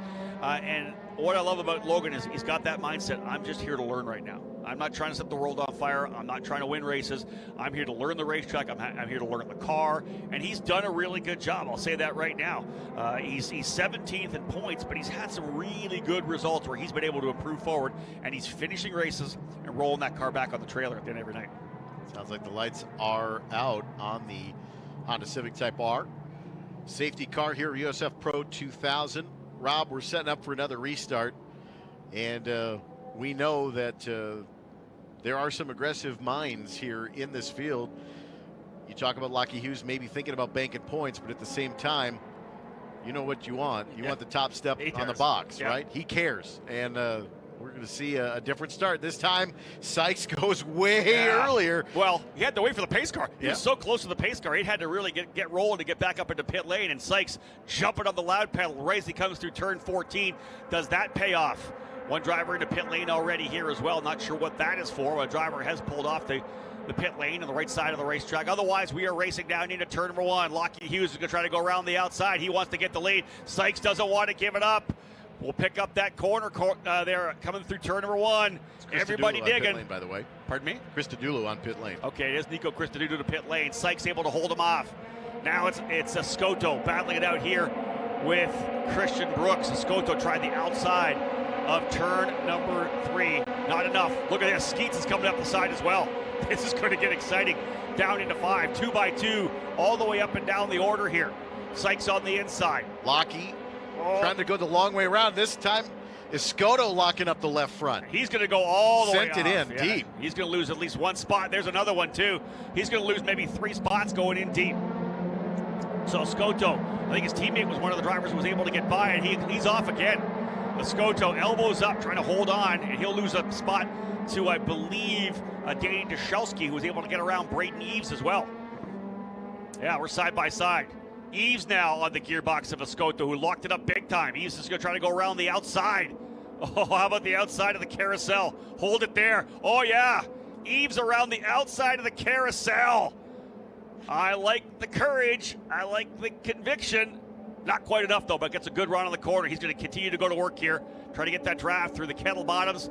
But it is Simon Sykes, your leader. He and Hughes trying to pull away. And for the time being, at least, Christian Brooks holding off the battle for third. But here comes Danny Dushelski. I think it's like he got shot out of a cannon. He is pushing hard to get himself back up there. Another driver pushing a little bit wide as well. So a lot of action here on the first lap after the restart. That might have been one of the other Pabst cars going wide in 12. Chase Denmark, potentially. Yeah. We'll see as they come back around. We'll stack them back up for you here, folks. Big run. Yeah, Dushelski's moved his way up into 6th position. He started that lap in 9th. He's up into 6th. And, of course, Escoto locking the brake up on the outside of turn number 5 really shook up the order. A lot of drivers making moves. Sykes, Hughes, Brooks, Skeets, Denmark, top 5. Dushelski 6th. Snake starting. Locky just went to the outside and gave him a big look, but tucks back in the line into turn 1. But the Snake started right after start-finish. 9 down, 6 more laps remaining. Simon Sykes looking for that win. As we said before, Locky Hughes with the luxury of not having to win. He can think big picture. He can think about getting to Portland with the lead he needs to try to win a championship. Remember, this scholarship, if you win this championship, over $681,000 to move to Indy next. And we talk about the success of the drivers we've had in this USF Pro program. The last six drivers, 4 are in IndyCar, 2 are now stars in the Indy Next Series. So the bottom line is, if you're winning this championship, you're very likely rolling into IndyCar in a couple of years. Lap 10 of 15. Everybody's starting to kind of mind their P's and Q's here. Maybe conserving a few of these Continental tires for the last couple of lap run. We've seen a lot of last lap passes here. You kind of cool those fronts off a little bit, especially here in Pro. So Locky Hughes may want to be aggressive here, but be patient. Save those tires and then go on the attack with 2 to go. So here's your top 10. Sykes, Hughes, Brooks, Skeets, and Denmark. Dushelski in 6th, Baptiste 7th, Escoto 8th, Eves 9th, Logan Adams up into 10th position. What a drive here for Logan. I want to say his best result of the year was 12th twice, once at St. Petersburg and earlier today. So he's having his career best run. As there's the move for Braden Eves. He's able to get by. He gets another spot. He goes to the inside, I believe, of Baptiste. So another pass there. Braden Eves pushing forward in the exclusive Autosport number 92. They are rolling here now. Dushelski's been impressive. There's the 77 of Baptiste up in front. Or the 77, rather, of Escoto up in front of Braden Eves. That'll be the next on his hit list. Put the target on the back of the Mexicans, number 77. Oh, Skeets is looking to try to find a way by. He's in the middle of a fight with Denmark. I think Denmark got by for P4. So that is 3 Pabst cars in the top 4. Sykes P1, Brooks in third, and Denmark now fourth. Pabst has a great package here this weekend, as Christian told us. And like I said before, folks, Pabst Racing from nearby Economilloc. They have won races here in USF 2000, have yet to bag the W in USF Pro 2000. Is this the day for Augie Pabst and the team to put the USF Pro 2000 win in the books? Locky Hughes trying to kind of do the crossover here, up the hill into sixth. Yeah, he's got underneath Corvette Bridge. Squeezes inside Sykes. Sykes, a really defensive line, elbows out, and Sykes drops back to third. Yeah. Lost 2 spots there. Brooks took advantage of that. Sykes was on the outside, hung out to dry. Great run for Brooks to really cut the corner correctly and get out of the inside. He saw it happening, so able to make it kind of a tighter exit coming through the corner. You know what we haven't seen is Christian lock those brakes up since that turn 5. He's been really patient in the brakes. That's why he's stepped back a little bit from your 2 leaders, but Christian doing a nice job trying to save those tires after locking up the right front into 5. Here's one thing I'm going to find interesting right now. Locky Hughes to the lead. We saw what he did when he was kind of running defensive, right, in race number 1. He allowed Mossman and Sykes to be right there. Once he dropped the hammer and really went at it, he was able to pull away. And here's now Denmark trying to find a way by Sykes as well. So the 2 Pabst cars, Denmark gets off the left side of the racetrack, losing, I believe, at least 1 position. So tough one there for Jace Denmark. All that work he did, gave it up over in Canada corner. He'll have to put his head back down and keep on digging. Because I think that was Dashelski. What a run right now for Danny Dashelski. Just 16 years of age. Didn't quite pull it away from Denmark, but he did lose that spot to Liam Skeets. Locky Hughes, your new leader. Christian Brooks second. Simon Sykes still in the 3rd spot from pole, under pressure right now. Skeets thinking about the outside of turn number 1. Thinks better of it and tucks back in. Again, he's got Denmark and Dashelski right behind him. Escoto now running in 7th. Eves 8th. Baptiste 9th. And Garcia Arce now into the 10th position, moving Logan Adams back into 11th. Nonetheless, a great run for both those drivers, Garcia Arce and Adams. There's 3rd, 4th, 5th, 6th. What a scrap we have here right now. These guys are settling in and really starting to go at it. This has been good fun. Really defensive line by Sykes. He covers off the inside there, that corner, that kink that comes back to the left, as you But mentioned. look what it does. He goes shallow, and he sacrifices the exit by doing that. Locked it up, got into the rumbles, and loses another spot. Yeah, moves Skeets now into P3. Good run there for Liam Skeets. Now, again, the question is, can Christian Brooks reel in Locky Hughes? Hughes now your leader, the point leader, trying to get his 3rd win of the season, trying to go 6 straight podiums. This is the momentum you don't want to see out of this Australian driver. So impressive last year. I had a chance to talk with his team owner, Peter Dempsey, and we just look at this side-by-side action. This is Denmark on the outside of his teammate, side-by-side through the carousel. Guys, driving that corner at 100% is hard by itself. How about side-by-side through the kink? You're kidding. Do they get through clean? They do, and he's by. Oh, man. Jace Denmark around the outside of Sykes through the kink. Unbelievable. Can he get the job done coming through? He's going to use him up on the exit a little bit. Yeah, he wants that spot. Sykes is going to lose another position. Elbows out here in Canada corner. You think? Yeah, Danny Dashelski says, hey, I'll take advantage of that. Thank you so much, Jace. I'll follow you through. Open the door. Yeah, Jace Denmark up into 4th. Dashelski 5th. Is that Eves up into 6th spot now? I don't think so. Eves is going to work on Sykes. Now, that was actually a Escoto. So Eves gets alongside Sykes. The leader at one point, dropping like a rock here. As when you get on the outside in the wrong place and in the dirty part of the racetrack, you make a mistake here and there. You're just digging to find a way by. Here comes Eves, and here comes another move further back. No, Eves not able to get it done down into turn number 1. Talk about all the debris going offline. Now that this racetrack is starting to obviously throw a couple of marbles out with the racetrack temperatures coming up. You get offline like that, you get off in the rumble strips where all the stones and the marbles are. It's going to take a few laps to get those tires cleaned off. As good as these Continental tires are for these USF Pro 2000 cars, dirty tires still don't adhese nearly as well as a clean hot tire. So we have 3 laps remaining. There's the Denmark-Dashelski battle. He has been a guy to watch here. Danny Dashelski started 6th, fell back a couple of spots, but has fought his way back forward. He's getting ready to go to work. He can't find a way by Simon Sykes. Sykes with a little bit of red mist, I think, in the last couple of laps. He's really been roughed up by some of the other competitors and overdriving just a little bit, and I think that's what's kind of caught him out the last lap or so. Yeah, I wouldn't disagree with you on that at all. It's still Hughes leading, Brooks second, Liam Skeets now up into third. Remember, folks, we go from here. I'll run down. We'll do the trophy presentation in Victory Lane. I'll throw it back up to Eric because we're going USF 2000 racing right after this. As soon as we're done here, we'll roll the USF 2000s onto pit lane. They're going to continue that postponed race where we only got a couple laps driving around, essentially waiting to go green. So one lap already in the books. They'll put another lap when they go. It'll be a 10-lapper or 30 minutes. Here's the fight again. This is Denmark, I believe, battling it out here with Dashelski. Danny Dashelski is up on it, pushing hard for turn 3, who already have a driver leading. Turn 3 trying to put 2 drivers on the box as well. Hughes, Brooks, Denmark, Dashelski, Escoto. Another good run for Ricardo Escoto as well. This battle in the back has kind of allowed them to pull away, the leaders to pull away here. Another big run for Sykes as he was in a battle with Eves. We knew that there, but now he's got himself back up to the tail of this group. Simon, I think, probably pressing the reset button, getting the mind back to where it needs to be. He can now go to work. He's behind Escoto, but he's close enough to very likely make some moves happening. Here comes another big move to the bottom of the racetrack here. Side by side coming through. See, Sykes is right there to get on it as well. Oh, Dashelski almost throws it away. Coming out of 1.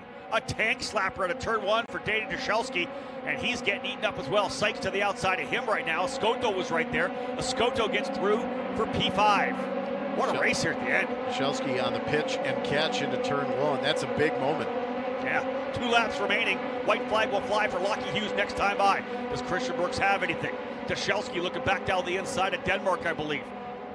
No, that's to the inside of Sykes as he's got right there. Oh, watch that wing. Eves coming up to play. Right behind Eves is George Garcia Arce. Oh, wow. That was a big move across. Escoto throwing the block coming up underneath the Corvette bridge.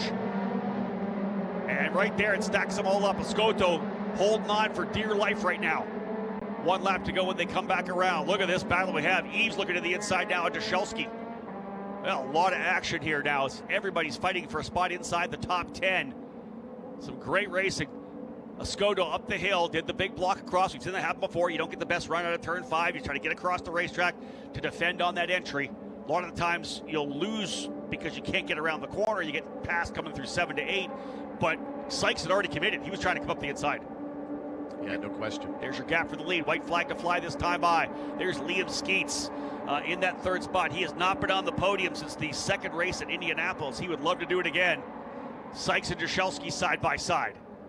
Dashelski is going to hold Sykes from going after Escoto as well. But white flag flying. The gap last time by was just over a second for Locky Hughes as he's trying to pull away. Christian Brooks, although, is going to watch the leader pull away a little bit here if he can't get to the victory. A 2nd place finish for Brooks is going to be big for him, I think. It's going to allow them to move closer to Nikita Johnson in 2nd. Nikita currently running back in the 15th position. Not a good weekend at all for the driver who won 4 races this year already. Last lap, there we go. Escoto and Sykes around Dashelski. That pitch and catch cost him a position with Escoto. But how about Liam Skeets? Oh, what a great drive. Now, what a great drive for Skeets. Yeah, from 14th to 3rd. That is massive for Liam.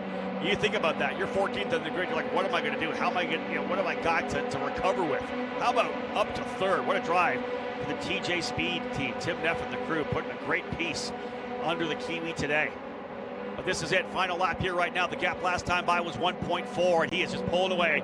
Locky Hughes, this would be his 3rd win of the season and 6th straight podium. But this is the wicked battle we're seeing here right now. Back to the top of the hill. Escoto, Sykes, Dashelski, Eves, and Garcia Arce. That is essentially 5th all the way back to 9th as Logan Adams back into 10th.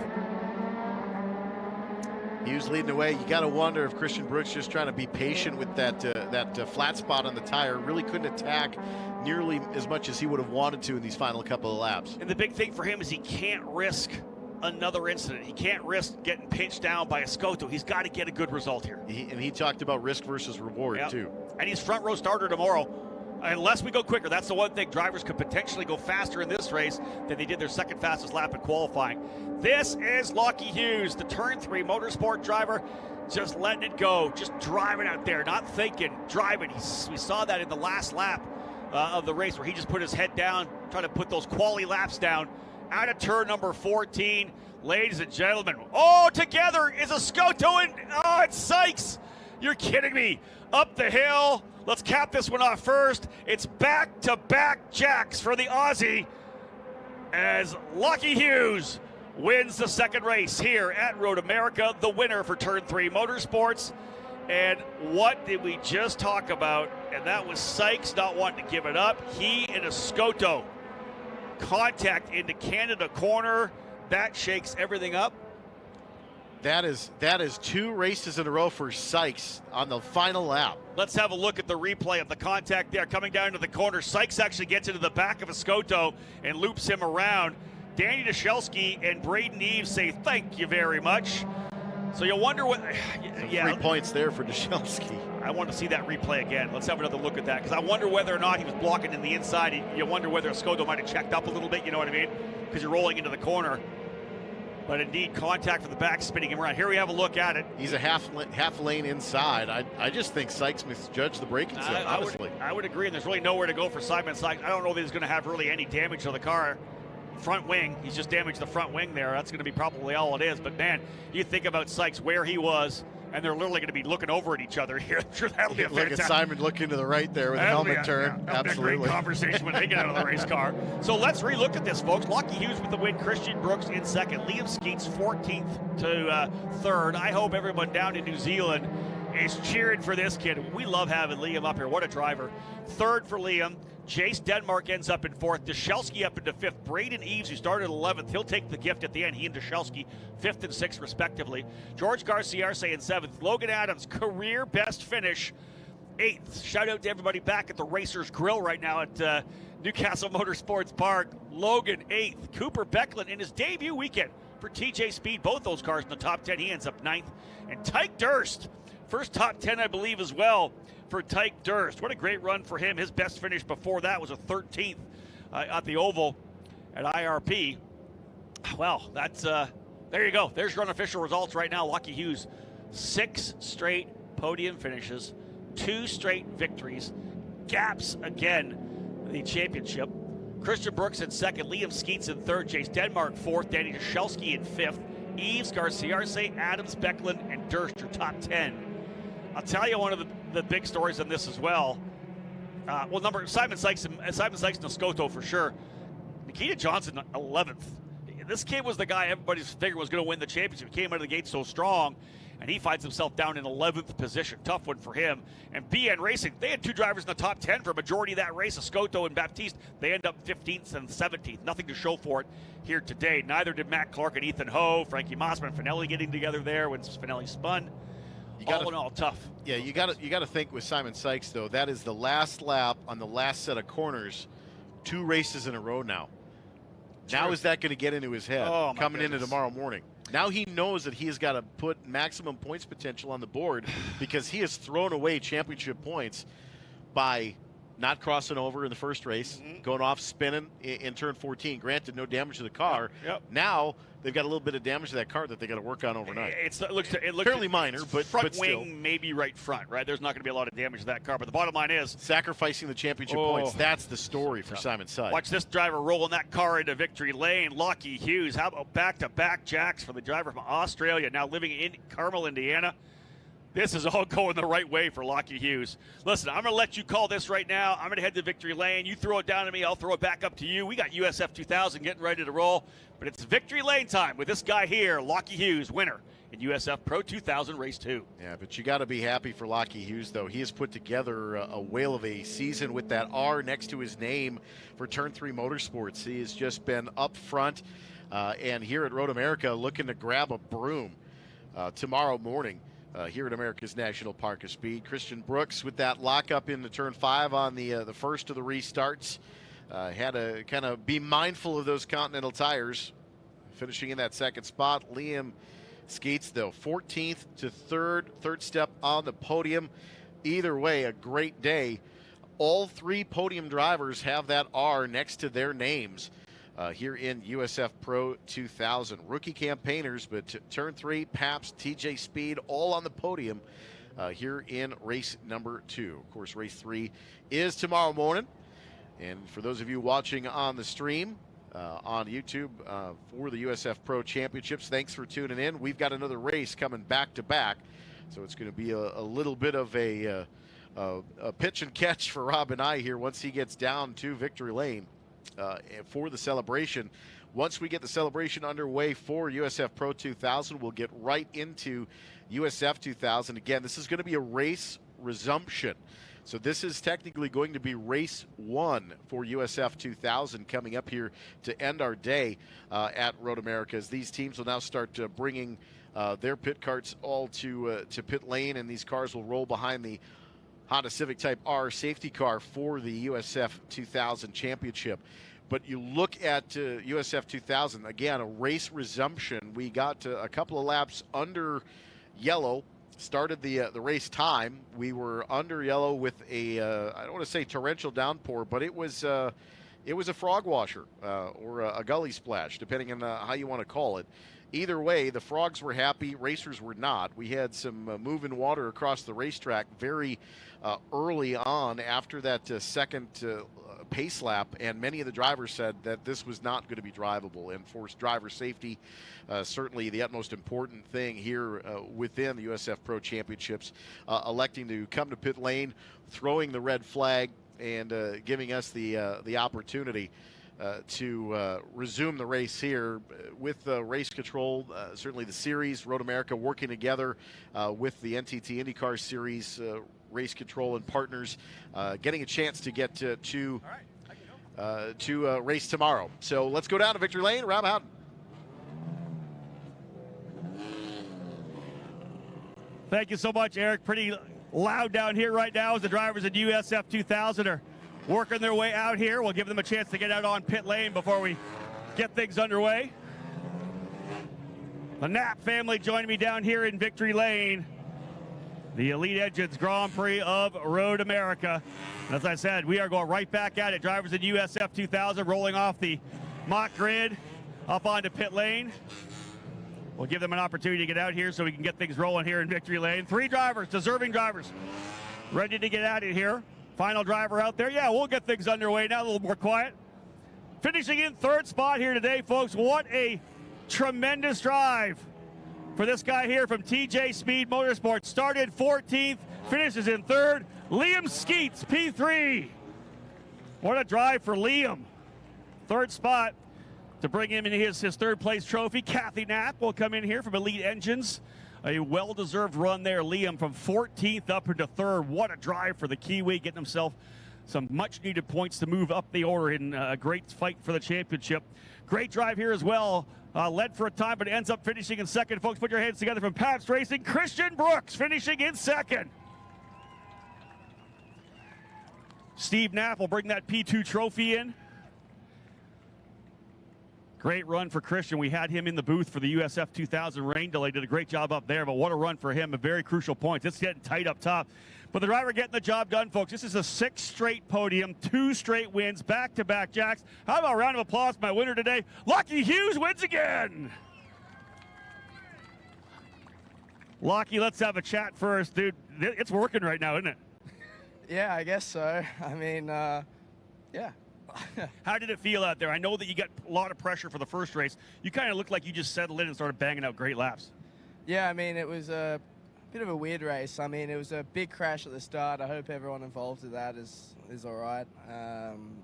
But yeah, I actually fell back to 4th, I think, and then felt like we did 1,000 laps under yellow at the beginning there. And then yeah, once we went green, I just focused on just picking them off one by one. Then got behind Simon, and he was defending quite well, so I just had to be quite smart how I passed him, and yeah, we got it done. And yeah, it's all thanks to the team, all the boys and girls at Turn 3 Motorsport, my family back home, the McGinley crew in Wyoming, and Grip Auto Watches. One more race to go. Can you make this car better for tomorrow? We'll see. It can always be better, so I'll ask Pete if he can make it better. All right, that's up to Peter Demps. He can get the job done. Let's bring a trophy in here. Logan Knapp, how about another victory trophy, the 3rd on the season for young Locky Hughes, who expands that point lead. 6 straight podium finishes, starting in the first race at Indianapolis, 3rd at the IRP Freedom 90 as well, and 2 wins here at Road America. Can he go 3 for 3? We'll see. A tremendous drive for him. Big run as well for Christian Brooks. Solid points to move him up as the best he can. And Liam Skeets up to 3rd from 14th. I guarantee you he figured starting this race, top 10 was kind of the focus. But, man, to be able to go to P3, what a drive for the TJ Speed machine. They end up actually putting 2 drivers to top 10. Cooper Becklin finishing in, I believe, the 8th spot. 8th or 9th. I think 8th spot for Becklin. So great runs here for the drivers from TJ Speed. But again, folks, wrapping things up here. These guys got one more race to go tomorrow morning. Guys, grab that champagne, grip it and rip it. Let's celebrate race number 2. What a win again for Locky Hughes, the victor for Turn 3 Motorsports. Big point lead heading into another race tomorrow. From here, we head to Mid-Ohio at the start of July. But more racing still to be done tomorrow here at Road America. Locky Hughes, folks, winning. And we'll send it back up into the booth because USF 2000 is getting ready to go. Eric, let's go the driver lineup.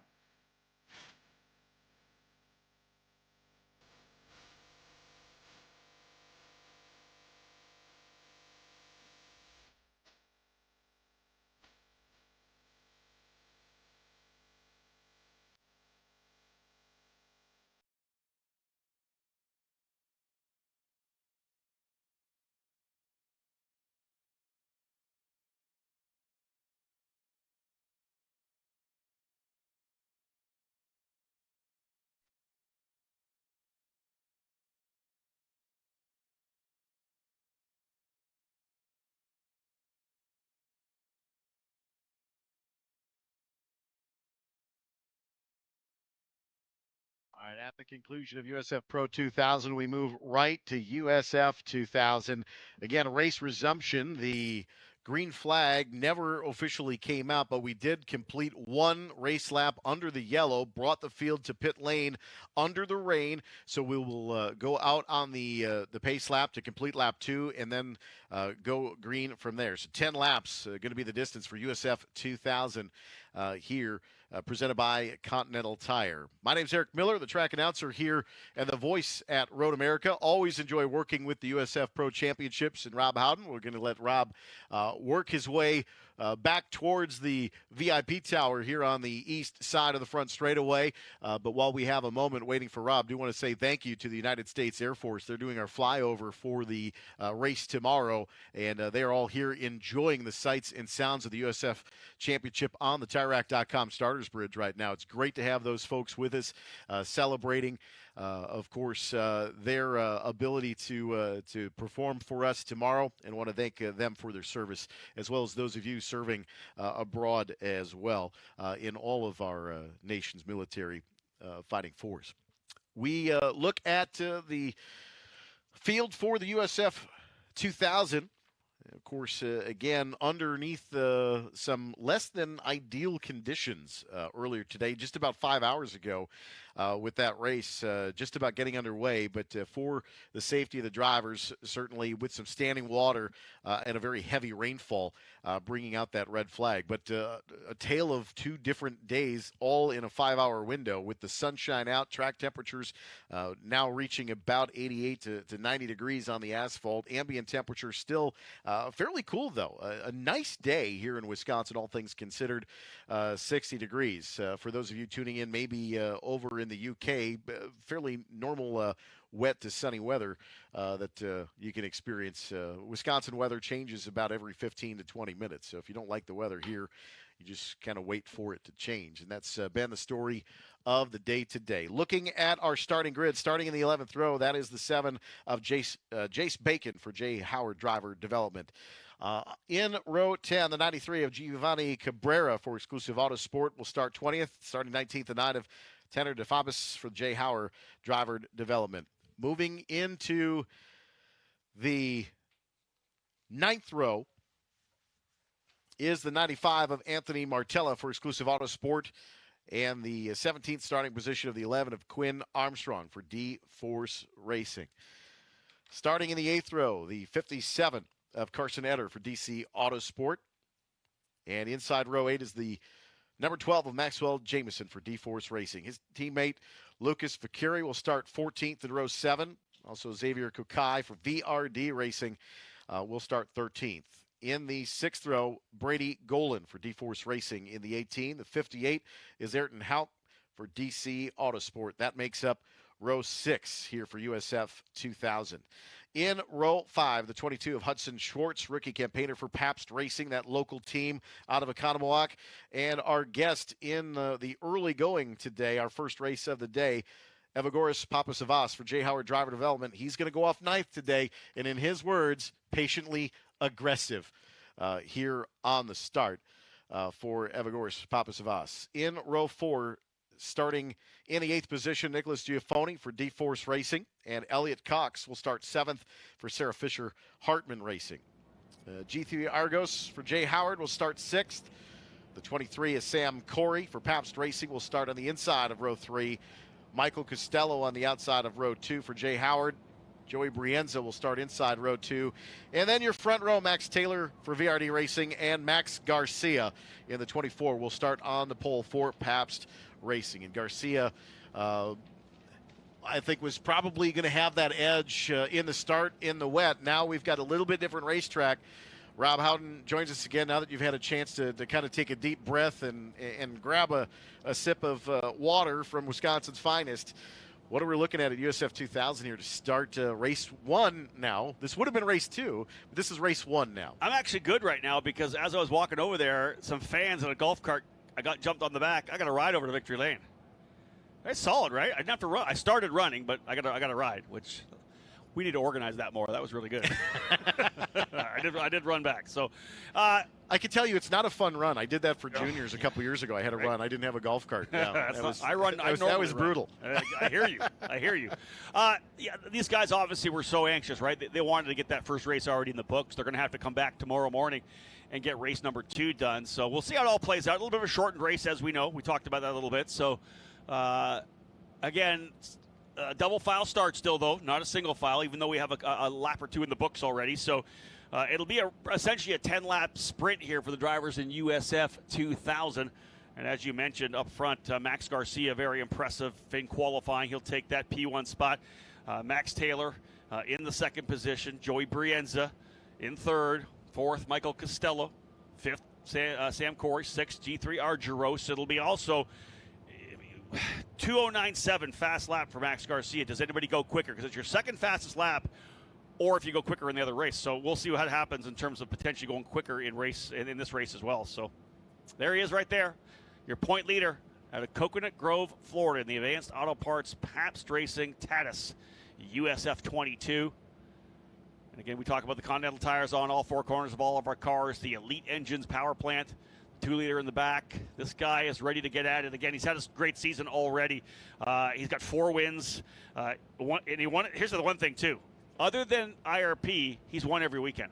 He won at St. Pete, won at NOLA, and he won at IMS. He didn't get the victory, of course, on the oval, but let's see if he keeps that streak going in terms of road courses, winning at least one race. There's Max Taylor. He had a win at Indianapolis as well, and we talk it to a lot of drivers. Eric, you've done the same thing. When you get that first win, there's just a level of pressure that it takes off, having got that first win of the season. It's a huge weight lifted off your shoulders when you get that first one, but at the same time, it also builds the confidence. And when the first one comes, then the next one generally comes soon after, and it feels easier. Even though it's not, it's actually harder, but I think the confidence grows. The confidence grows in the driver when they win that first one, to make the second one feel a little bit easier in that mental mindset. They really want that next one, don't they? The pressure they put on themselves at that point, right? Engines have fired. We had a shot there of Joey Brienza, the driver from Colorado, now living in Indianapolis, going to the University of Indiana. And again, those drivers getting ready to roll out on track for what will essentially be about a 10-lap race for them here. The essentially continuation of the race we postponed today, the 1 hour of fill that we had to do, talking to Christian Brooks. Good to have Christian in the booth as we chatted about a bunch of topics, hoping we were going to go back to green flag racing. We did not do that, so I think that's probably the first time that I've actually done a podcast with you. It probably has. Essentially an informal, impromptu podcast. There's your man right there, Joey Brienza. There's the 8th. Great start here for Michael Costello. His best start would have started on the outside of the front row, but he blew the checker in qualifying. 2-position penalty there. That's Sam Corey in the 23 for Pabst Racing, winner at NOLA. G3 Argyros, ready to rock and roll here for his third start in USF 2000, full-timer in USF Juniors. Elliot Cox is having a great year, currently 5th in points. There's Nicholas Giafoni. Oh, trouble here for Papasavas. They are on top of that car. Potential trouble for Papasavas as they are trying to get things fired up for him. Everybody else pulling around. The danger of having a wet race, too. You don't know if it's potentially electronics, anything like that. Difficulty for that team getting that car fired here on pit lane. And interesting, that was actually Dan Mitchell from VRD who was trying to help out a little bit there. So kind of all hands on deck. People trying to see if they can't get Papasavas fired back up again. He looks for the back of the screen, still on pit lane. They have not got that car fired yet for Papasavas. And I don't know off the top of my head where the commitment line is for him to get back to his spot. If he doesn't indeed get it fired up and get rolling, I'm not exactly sure where it is, where we'll see him. So tough one for Papasava. Man, that is absolutely crazy. Let's have a look at the track map for those of you who are not here trackside as they work their way around this facility. 14 corners, big long straightaway down into turn number 1, super fast, lots of hard braking. Right-hander, little kink of 2 down to turn number 3, downhill, another very important corner. Get out of 3 to get that long run down into turn number 5, which is the downhill braking left-hander. Back up the hill for turn 6 under the bridge. Little kink through 7, down the hill to another one of the left-handers. This track is, of course, clockwise, down to the hurry down, they call it, turn 8, out through the carousel. Big sweeping off-camber, downhill, essentially right-hander. An amazing corner, one of my favorites in all of racing. From there, crucial to get on the power early because that leads you all the way through the kink. And these cars flat out all the way down through Kettle Bottoms into Canada Corner. The hard braking again, right-hander, back up the hill through Billy Mitchell Bend. And then turn 14 leading back to the start-finish line. Great track here for sure. Let's have a look as well, as I said before, as well at the top 5 in points. Right now coming in, Max Garcia, pretty solid lead. 205 points to 177 for Evagoras Papasavas. Sam Corey with that great win at NOLA, still strong in the points, 155 in third. 4th is Max Taylor. Again, 3 podiums, had a good run there. It was actually running in the top 5 on the oval at IRP in the Freedom 75, but got involved in an incident there, finished 17th. Otherwise was on a run of 3 podiums and a win at IMS, and they're wrapping up the top 5. Elliot Cox has been super consistent, hasn't got the race win yet, only 1 podium, but he's got great finishes and being very, very successful in terms of consistency. So again, Road America, one of the favorites of all the drivers in the paddock here. 42 cars here this weekend for the USF Pro Championships, 21 in each category. Probably stack that up to around 60, I want to say 68, 69, 70 when we head to Mid-Ohio, where we'll have the USF Juniors, the entry-level program, our first level of development. Drivers coming out of the Skip Barber Racing School or karting into USF Juniors, then to USF 2000, USF Pro 2000. So likely somewhere up near the 68 to 70 mark in terms of total cars. We will see green flag this next time by. Time to get racing here. I believe this lap will actually go in the books as a lap because we are continuing. So I think this will essentially be lap number 2 all told. But again, down through up into Canada Corner. The right-handers, they climb back up the hill through Billy Mitchell Bend. And we'll get right back at it again. As we said, Garcia and Taylor, row 1. Brienza and Costello, row 2. Corey and Argyros, row 3. Doubling up as we go back to racing. We tried to get this one in before the deluge came. These drivers have been waiting all day to go racing. They're getting a chance to do it here in the early evening. Beautiful afternoon here at Road America. Garcia on the inside. Taylor on the outside. Up the hill. Almost time to go racing. And we are green, green, green. Flag coming from Aaron Likens. And a good jump there for Garcia. Taylor tucking right onto the gearbox, moving across the racetrack. They'll low line it down the bottom.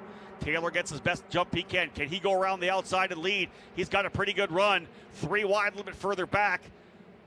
Thinks better of it, not able to go all the way around the outside, side by side up onto the rumbles as well. Everybody through turn number 1 cleanly. Carson Eder, a little bit of trouble on the outside there, getting onto the rumbles, which are not the easiest things, especially in these lighter cars. Indy cars are a bit different. It's a lot heavier. These cars are significantly light, and they get bounced around quite a bit. Side-by-side battle here through Sargento as they make their way towards the braking zone, almost looking to peak 3 wide, maybe back deep here. You see there's that kink slightly to the right. Everybody kind of make a little bit of room. We had the issue in the pro race. This one right now, everybody cleanly through. Couple drivers way up there. A couple of drivers drop off some tires in the rumble strips, but everybody physically making their way through the corner. A good, clean first half lap here at Road America for USF 2000. Through turn number 7, the leader is Max Garcia, your point leader, leveraging that pole position to go out front. I think it may be Costello now up into the second spot. I think Michael Costello goes into that P2 position. Joey Brienza up into third. Brienza into P3. Full course yellow, spoke too soon. Oh, full course yellow going to come out. Some contact. Yeah, announcer's curse every time. A couple drivers we know side by side. A couple of them went off track coming through turn 5. I didn't see any contact that would have brought out a yellow. I don't know exactly where it may be, but full course yellow is being thrown. Turn 3 here. Yeah, exit of 3. Somebody went off down at the hill there coming through turn number 3. Oh, couple cars. One with some rear suspension with the right rear pointed skyward, but the rest of the car on the flat bottom. So some definite contact over in turn 3. Yeah, opportunity, obviously, Eric, to use some of the great cameras we have up here at our disposal. There's literally 24 cameras. Yeah. Well, right now, 32 cameras. Right now we have 32 cameras with the ability to go to 130 soon. Let's go. Let's go. I love it. All right, so here we go. Oh wow, no, we got quite a bit of damage. You see a right front there, or rather a right rear, as are those teammates. Oh, those guys, I think those are a couple of D-Force drivers, I think, potentially involved here as they come across. We'll see who falls down the order. But that looks like 2 D-Force drivers potentially involved on the exit of turn number 3. Likely contact coming back down the hill. Ouch. That's those are those issues where you don't want to be in the debrief room when this happens at all. Elliot Cox, one of the drivers, falling down the order as well. That I think potentially Jamison and Armstrong. Maxwell Jamison and Quinn Armstrong. Oh, Quinn, man, he has not had luck at all. So, again, we haven't seen a replay. I don't know if we're going to be able to get one or not. It doesn't matter. It looked okay. No replay, so we didn't see that one. But it looks to me, with the damage you see on the right side, the right rear, that someone kind of came underneath, tried to make a move to the bottom. He came across that, age-old right front or left front to right rear contact, and then the tires up in the air. So. Someone pushed a little bit too hard. Where did they start on the racetrack again? Jamison started 15th. Armstrong started 17th. Both those drivers with the mindset, man, I got to go, right? Well, you're trying to make up as many positions as you can. We see, Skeets do it in the pro race, able to go to 14th and 3rd by the end, but you can't win it on the first lap. You've got to be patiently aggressive, as Eva said. Eva Gores-Papasavas didn't even get the start, still on pit lane. So 3 cars now out here in USF 2000. So again, if you're looking at live timing, that is, of course, just this race. In this race here, we obviously had a couple of laps completed in the race earlier today, so I believe we'll probably be going 10 laps. I'll try to see what I can get in terms of the correct lap count. So likely 12 laps here, 10 laps here in this race here. We've got 2 already in the books. So time, though, was clicking off. So there is a possibility that you've only got about 21 minutes left of time. That's true. Potentially. The 30-minute window. 30-minute window, so you're guaranteed 30 minutes. So with this yellow, we could be looking at a little bit less of a lap count as we move forward, as long as we get to halfway. So drivers involved in that one, I had said Elliot Cox, he fell down. He wasn't involved in that particular incident. Max Garcia is the leader, Costello second, Brienza third, Corey fourth, and Argyros fifth. Max Taylor in 6th spot, Nicholas Giaffoni up to 7th, Hudson Schwartz 8th, Ayrton Houck and Brady Gola 9th and 10th, Xavier Kokai at 11th, Lucas Facuri in 12th, Anthony Martello 13th, Elliot Cox fell back into 14th position. He had started in 7th, so an issue with Cox going back. Jace Bacon 15th, Carson Etter 16th, Giovanni Cabrera in 17th, Tanner DeFavis 18th, Maxwell Jamison and Quinn Armstrong both out of the race with the contact in 3. And maybe even more important, Eva Gores-Papasavas, 2nd place in points.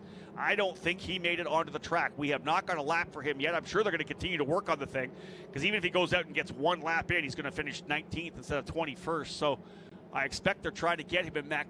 Well, look, stay on this shot here. I think Papasavas at the tail of the field. So he'll be at least 1 lap behind. He's going to hope for some attrition.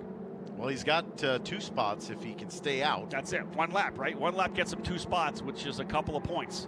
At this point now, it's a maximum effort of just trying to make up some championship points, because he's going to lose out on quite a few with having the car not refired during that restart procedure. Let's talk about how that changes the championship. Absolutely. He's the closest guy right now to Max Garcia, who's leading. Right now, the point lead is actually 28 points. Papa Savas, if he's lucky, is going to get a couple of points. And then you've got Garcia looking at 33. He's got the pole. You know, he's going to lead the most laps probably too, unless he gets eaten up here quickly. He's potentially going to get the most laps. We'll see if he gets fast lap. If he's out front with clean tire, clean air, probably getting the fast lap as well. So this is big for the championship here, that trouble for Papa Savas. There's another shot at it here. Another car getting taken care of. That looks like Jameson's car. Jameson's in the 12. Yeah, there were 2 cars involved. Jameson in the 12 and Armstrong in the 11. Is that the 11 or the 12? It looks like the 11, I think, right? That might be that. Is it? Yeah, it looks like Jameson's car had the more that could severe be damage. Car, yeah. He was did start 2 positions in front of Quinn. Yeah. So there's a good chance that Quinn was making the move to the inside and he covered off. Down to the inside to cover. Yeah, that's tough. That's a shame. What's weird is that's really further past the apex than normal. So that tells me it had to happen after turn in, probably mid apex. Yeah, that's tough. Because you figure you've got where the safety car is now, you're already turned in and already on the power here. That had to be post apex. So what's the one rule for every team? You don't hit your teammate. Do not make contact with your teammate. Goodness. Yeah. I know I confused a lot of people sometimes, and I said that in the YouTube chat earlier that, you know, while you were in the podium, I said I do have a tendency to confuse people, but that is the one rule that even I know is you don't want to take out your teammate. Again, I would not want to be in the debrief room.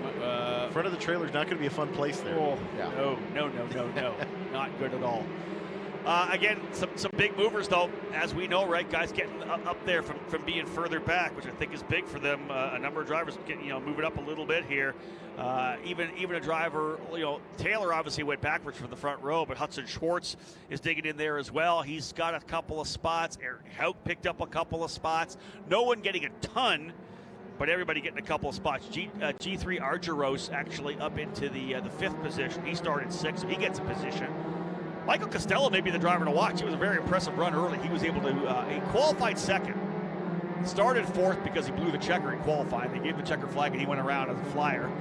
A runner, as they call him. So, 2-position penalty. Same thing with Argyros. Actually, G3 Argyros qualified 4th, but he ends up getting 2-position penalty for running the checker as well. So, 2 of those drivers with the speed we know to go up front. I'll tell you, for Argyros, this is impressive. This is a driver who just kind of jumped into this program. Full-time in USF Juniors this year for Jay Howard Driver Development. He ran Indy, the road course. He also said, we're here, let's run the oval. So they ran the oval, and they ran here as well. I don't know what other race they'll potentially do. They may do Toronto. That's a possibility. You can see G3 potentially at Toronto. I don't know you'll see him do double duty, because when we go to Mid-Ohio, it's all 3 series. And we go to Portland, it's all 3 series. So VIR next weekend, though. G3 will be back behind the wheel. A couple drivers will be back behind the wheel who are running here this weekend as well. Brady Golan running both USF Juniors and USF2000. Max Taylor, both categories as well. So we'll see a couple of drivers jumping over running the Juniors car at VIR next weekend. Max Taylor started on the outside of the front row. Didn't go the way he wanted, though, all the way back into 6th position. But the pace is there for Max. Good possibility that he'll be up front in the next race as well. Again, we got to look at lap times once we get things rolling, because remember 2:09.7. Anybody essentially beats that, if you think that's his fast time, potentially being able to move up for race number 2. So we got 2-minute plus, let's say call it a 2:07 lap, 2:10 lap. 15:45 on the clock. Yeah, you're watching the clock. I'm watching the clock because, very honestly, I think this becomes a timed race just because of the red flag scenario earlier in the day in the deluge. So this race now, if it ends up being the last 15 minutes, you're going to go shorter distance. Where do you attack? That's it. So green flag fly, and we're underway. Good jump here, the Snake, as they work their way up the hill. 3 wide, a bit further back. Garcia trying to see if he can't break the toe from Michael Costello. as he'll try to lead for the first time here. Coming down into turn number 1. Costello, rookie in the series, second year for Garcia. Top 5 in points, all second-year driver. Look at Costello, going to try to sweep across. Does he get the job done in turn 1? Oh, he goes all the way off, and he's going to get into the wall. Costello off under the rumbles. Car rotated counterclockwise, off into the gravel. I don't know if he's into the wall or not. He had a lot of momentum. We may go full course. I don't know whether or not he'll be able to get out of that. But again, a driver off track. Michael Costello trying the outside of turn 1 to go around. And if indeed we see full course yellow again, we are 100% looking at a timed race. Because as Eric said, 14 minutes remaining. Big lock up here for Giafoni, trying to get it woed up and around the corner here. And this, listen, I guarantee they're on the radio saying, go, go, go. This is when you fight for position right now. He was on the outside, and actually they had contact. Ooh, no. In the front. There was contact into turn 1. Eric getting a chance to bring up a replay here to have a look at it. We have our own house camera systems. We're using the broadcast cameras. There is Brienza, I believe. No, that's actually, I think that was Corey potentially making a move. Yeah, Sam Corey's gone to second. What a drive here for Sam Corey, getting to the inside of Brienza. So Sam Corey in the Pabst Racing Machine goes to second. And there's another driver in the championship fight. He is a third coming in. Full course yellow. Yeah. So full course yellow, a lot of drivers digging hard here to try to get positions. The yellow flag is out. There's Elliot Cox looking to the inside. He sees the yellow. He checks up. Great job for him. Again, after the issue, he's trying to get a bunch of spots to move his way forward. Ends up, I believe, up into 14th behind Lucas Facuri. Max Taylor all the way gets us, I think, a couple more spots as well. But right now, Garcia. Okay, we're going to have a replay of this, folks. Let's have a look what happens here. And we're going to see them coming through. Watch to the left of your screen. Oh, there is contact. So as they come through the corner, that was left front to right rear contact. Costello was there coming around, and there's contact indeed. So left front to right rear. Race control will most definitely have a look at that. They're trying to get that car pulled back out. I don't know that if he's out of the car or not. I wonder if he stayed in the car thinking he was okay. The crew will look to see if they can't refire him to get him back on track. I don't know if he got all the way to the tire wall. Gravel may have slowed him down enough. All right, so they fired him up, let him go. So he's back at it. This will be a quick yellow, hopefully. I wanted to see, I thought we saw Papasavas back out. Remember, I thought we saw him on the racetrack, but he hasn't logged a lap yet. That might have been one of the other Jay Howard cars, potentially. Might have been Tanner DeFabus at the tail of the field. It wasn't Evagoras. So those of you cheering for Evagoras at home, my apologies. I thought that was Evagoras. Hard to see the numbers there. It was indeed not the 6, but instead the 9. So there you go. I don't know if I have number dyslexia or not, but tough for Evagoras Papasavas. So Giafoni in the 8th, started 8th, now down to 17th on pit lane as well. So some other contact, I'm sure, on that restart. I will say this, I believe, obviously they got the car going for Costello. He's going to stay on the lead lap. He's well back right now. He'll be hustling. There he is right there. He's hustling that car around because he doesn't want to get left because they're probably going to go green flag racing. He just needs to keep on it here right now, but he is on the lead lap. He's kind of hoping for another yellow flag because I believe we are going to go green when they come back around here. Yeah, safety car headed towards turn 5 now. So that's a long lap. He's about 3 miles behind right now. He'll be out of being full power coming out there and smoke everybody coming up the hill if he times it correctly. So again, here's your top 10. It all changes. Garcia, your leader. Corey, second. Brienza, third. Argyros now up to 4th. Schwartz, 5th. Houck, 6th. Taylor, 7th. Golan, 8th. Cox, 9th. And Kokai, 10th. The question is there any action from race control? Right? On that contact between the two.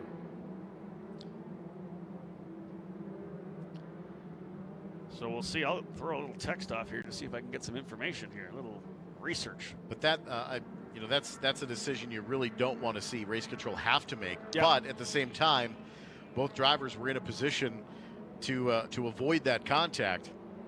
Was it just a racing contact? 100%, right? They'll look at the cameras. Did Costello pinch down? Was he pinching down a little bit? Did he not give him enough room? Was he coming across the bow? Was there some understeer? Did Garcia not quite give him enough room? Did he kind of fade over a little bit? we have experienced people in race control. That's the one thing I love about this. We have some fantastic guys that have, listen, we've got Charlie Kimball, multiple Indy 500s, a winner in IndyCar, worked his way all the way up the European ranks as well, almost got his way into Formula One, so he's there. We got some really good people who are in race control, who know this sport in and out. And listen, this is his first year for Charlie Kimball with us as a steward.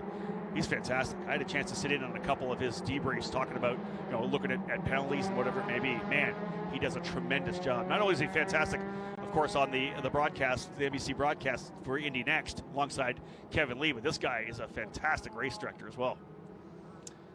There's Giovanni Cabrera, the number 93 for Exclusive Autosport, his second start here in USF 2000. Again, everybody digging in. G3 Argeros up to 4th. He'll be thrilled with that right now. Field set, remember, full power still coming for... Got to clean off those Continentals. He's still down in the kink. Yeah, but he'll need another one for Costello, but still on the lead lap. This time it's Corey. These are the two teammates. This is Pabst Racing 1-2. Joey Brands for Exclusive Autosport right there as well. Big run. Let's see what we get for Sam Corey. He's going to get the draft as they work their way up here. Down to the bottom of the racetrack. Corey goes to the outside. He's got a good run, too. Corey's going to take the lead and goes to the apex. Book it. New leader. Sam Corey goes to P1. And I'll tell you, Garcia's going to have some challenge. More contact further back. That's another one of the Jay Howard cars has gone off. Costello's going to get a bonus because that, I believe, is the famous. So Tanner DeFamus off in turn number 1. We have just not been able to get this one underway. I'll tell you this, they're going to let these guys race a little bit, right? They're not going to give them the yellow probably until they get into Canada Corner. This will be a big move. This is where your crew's saying, hey, make the move. Throw it in there right now. And look at this, Cox is coming up. Cox is going to try to get a couple of spots because the minute they lock this thing down using the timing lines, that's where they'll stand. Cox is going to go all the way up, I think, into potentially 4th spot. What a drive for Elliot Cox. Because remember, waiting for full course yellow unless Tanner DeFamus was able to get out of the gravel in turn number 1. The contact he had further back. Down into hurry downs now. Indeed, full course yellow. And I'll tell you, 2 big benefactors there. A monster first half of the lap for Elliot Cox. Elliot crossed the line in 8th. He's 4th. That was massive for Elliot. And then Costello's going to get an opportunity to get a bunch more spots, because he'll be able to catch back up to the tail of the field. Sarah Fisher Harbin Racing got to be happy with Elliott this year. He has had such a developmental season. I mean, you can truly see the maturity start. That's it. It's a mindset. In talking to him, last year he was so aggressive. He made a bunch of moves. He was really trying to get those results for the team. He was fast. He was super fast, but a little mistake here and there. He got taken out by another driver in Indianapolis. Then the other race at Indy had some trouble and got in the wall. And it was just, he'll tell you that. He'll tell you. Here's the replay here. Look back. One driver off, they've gone off the side of the track, and then DeFamus has to spin to not run into that driver. I'm not exactly sure who that was. So he had to spin to lock it up to not drive into the back of the guy that had gone off in front of him. Definitely a little bit of a loss in points there, but the good news is it doesn't look like there was any damage to the car other than just getting turned around. So back underway. Yeah, we'll see as they come back through here, because it was either, it might have been, he might have got almost into the back of his teammate Jace Bacon. I think we'll see Jace potentially, because it was Jace and Tanner. Jace is now 14th. Tanner's falling down the field, as we know. Under 6.5 to go. Trouble for Giafoni as well. Here comes Costello across the line. He'll move up to 16th. So DeFamus is down a lap. And Giafoni, not sure what happened to Nicholas Giafoni. It has not been a good race here for Nicholas, the USF Juniors champion from last year. Not good for G-Force. Losing 2 drivers on the opening circuit, and then their lead USF 2000 driver, the champion from last year, out of the race as well, 4 laps in.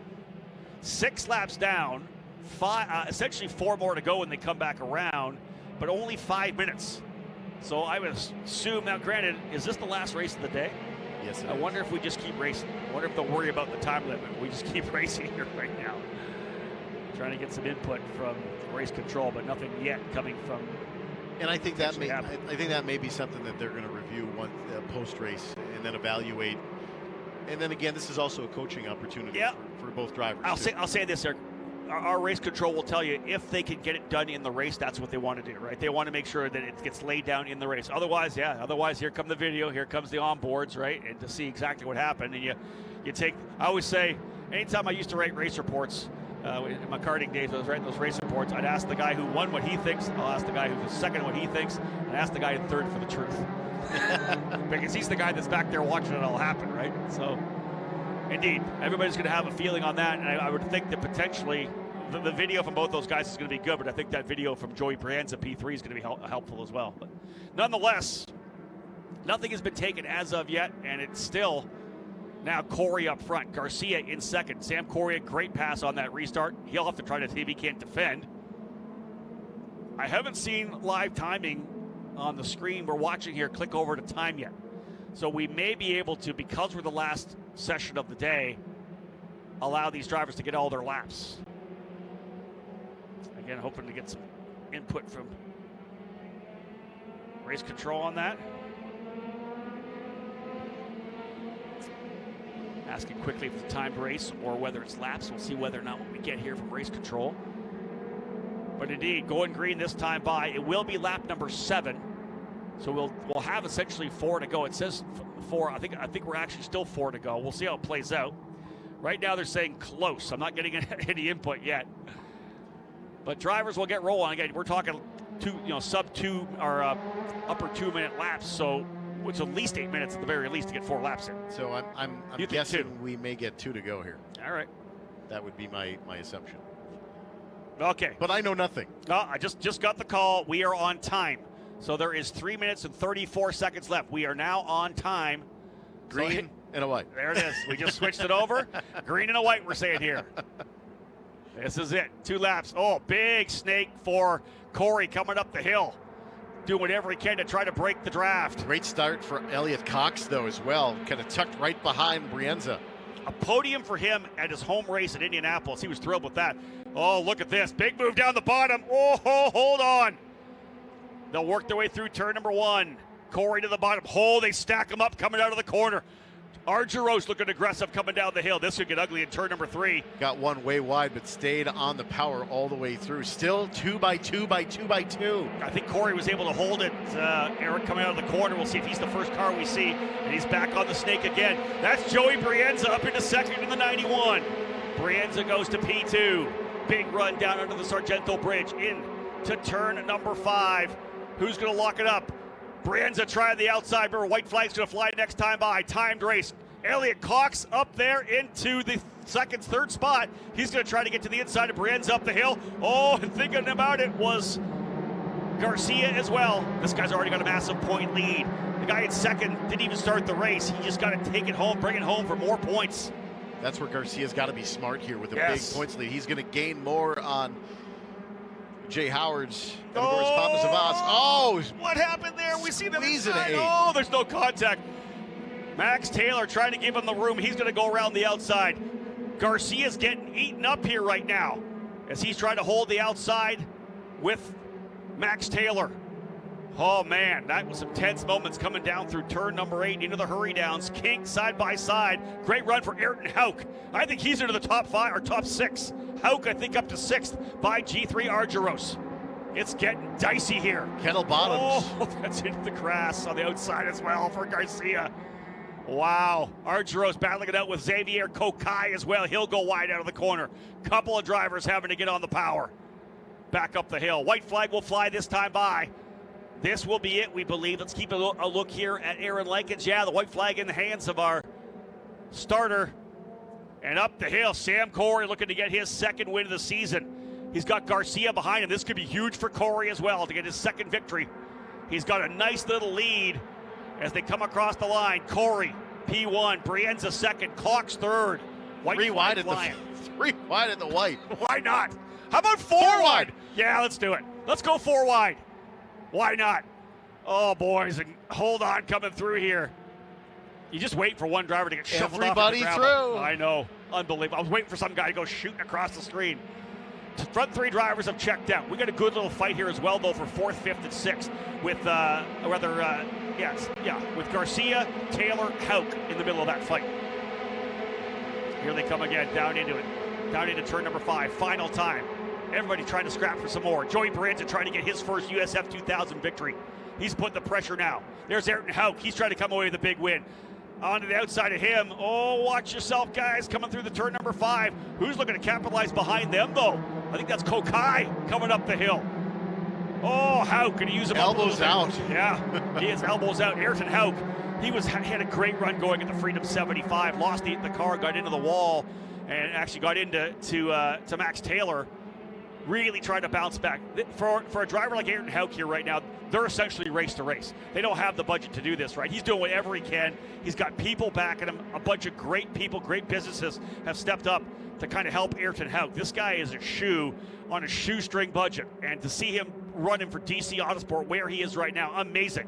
He'll block a bit, come in there, wants to hold on. You know how much he wants that position. Garcia on the attack with Cox. Side by side through Kendall Bottoms. Garcia on the outside. Cox now will be on the inside. And Garcia tried to shut the door and damage to the front left on Elliot Cox. Cox stays in the power. Garcia will look to the inside through Thunder Valley. Yeah, indeed. He gets the spot coming up over the hill. And I think Cox is going to go back a couple positions. So that front wing, he needs to be sure he's clean coming through turn number 5. That'll run that thing right off. He's doing a good job. But folks, up front, it'll be a second win of the season. What a drive for Pabst Racing. The winner in race number 1 at Road America is Sam Corey. He'll take the victory. Corey wins. Big run for the North Carolina driver, Joey Brienza. A much-needed second spot. Max Taylor fights his way back up, I believe.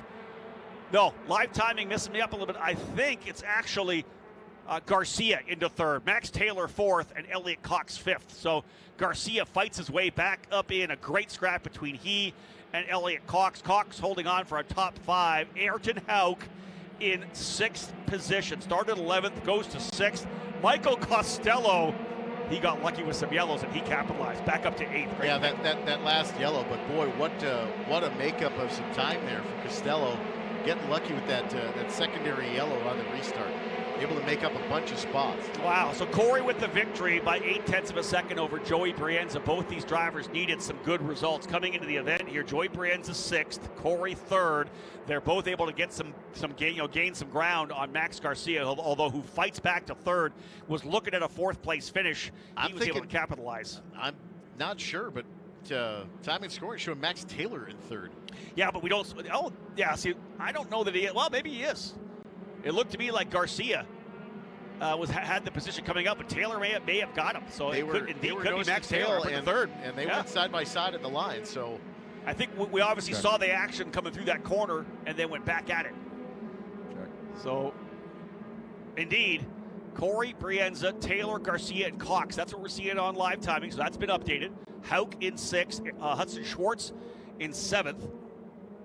8th spot, Michael Costello coming back after the spin, the contact between he and the leader. G3 Argyros in 9th. Good top 10 for G3. And Lucas Ficuri, solid top 10 finish here as well for Lucas. There you see the damage is coming up here is Elliot Cox, but there is the winner there. Sam Corey will be pumped. And I'll tell you this, he's no stranger to victory lane. I wasn't here that year. You were here when he won in USF Juniors. Yeah, and he drove. What a weekend he had, yep. Really, in juniors that weekend.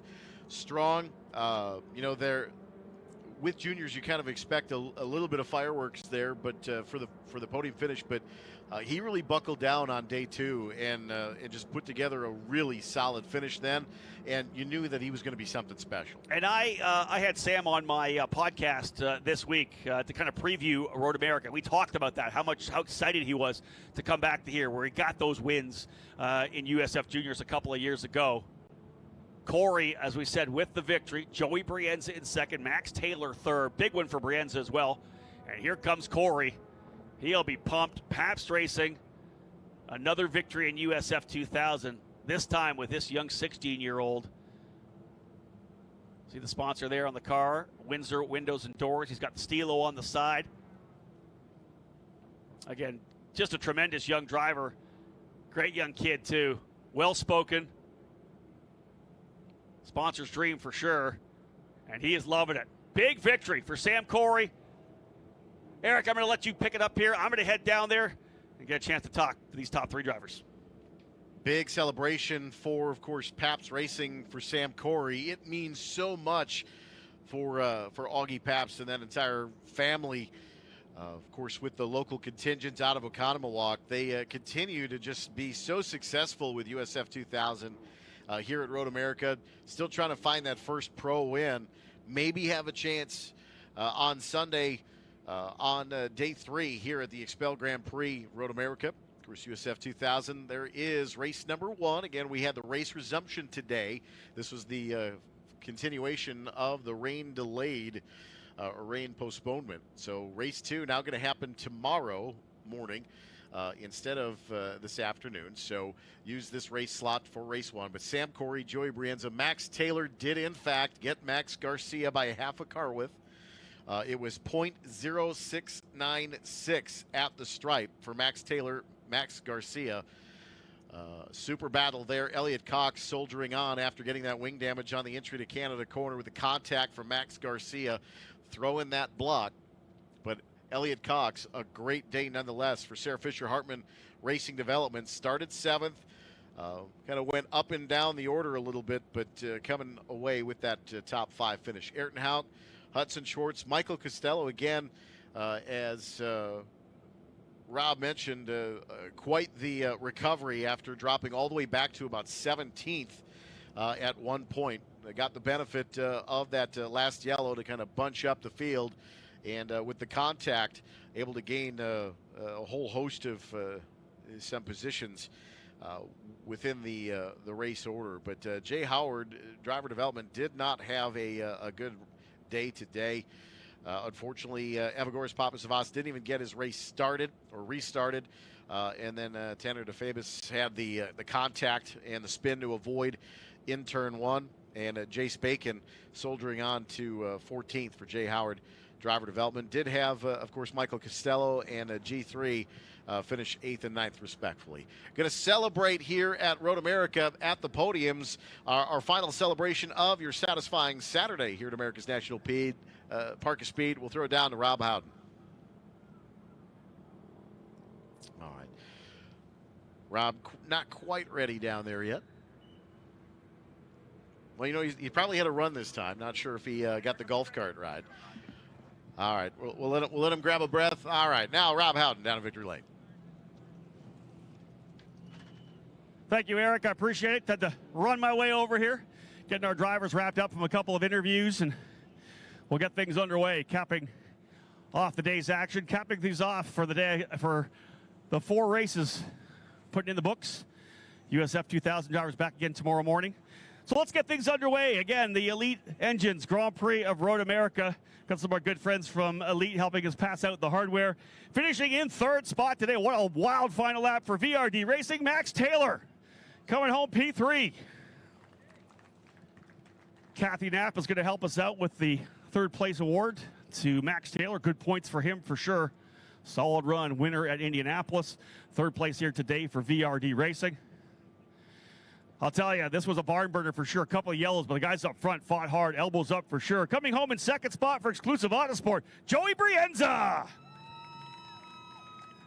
Great run for Joey. Thought he might look at the lead. Couldn't quite go for it. Steve Knapp coming in with that P2 trophy for Joey up on the box here at Road America. But I'll tell you, the championship's going to start tightening up. What a great drive for this guy here. Ladies and gentlemen, a winner earlier this year at NOLA. He ends up winning here at Road America. Put your hands together from Pabst Racing, Sam Corey. Sammy, you put the pressure on the restart. How good does this one feel? Oh, it feels really good, you know, especially after the oval. So we're here. We're in Victory Lane. It's Pabst's home race. So I couldn't be a better place to win. What about tomorrow? You're coming back tomorrow. Everybody's changing their flights. What about tomorrow? Can you make this thing better? Always. Yeah. Who else do you want to thank? I just want to thank the whole Pabst crew. I mean, these guys put on a great race car and just a great group of guys. So just want to thank them, my family, all my sponsors, all the guys that helped make this happen. So my mom and dad and sister are watching at home. So thank you guys, and good job, Augie. Enjoy it. There he is, folks. Sam Corey with the win. Let's bring that trophy in. Logan Knapp will bring the P1 trophy in for Sam Corey. What a great way to get the weekend started for him. Another race tomorrow morning, as we said. Able to get that postponed race 1 in the books. And a great drive for Sam Corey with the victory. 3 different drivers, 3 different teams here on the podium as well. Pabst Racing, Exclusive Autosport, and VRD all on the podium here. That last lap was a battle. We thought it could be 2 other drivers potentially on the podium in third. Wild final lap. Max Taylor did a great job to get through that one. Champagne coming in here momentarily. We'll get a chance to spray. We'll get that car pushed out of the way. Bring in the sparkling cider for our USF2000 drivers here. Give them a chance to do some traditional celebrating here. All right, boys, grab that champagne, grip it and rip it. Let's wrap up the day. Oh, you don't want your car sprayed. I can see that. You do need it tomorrow.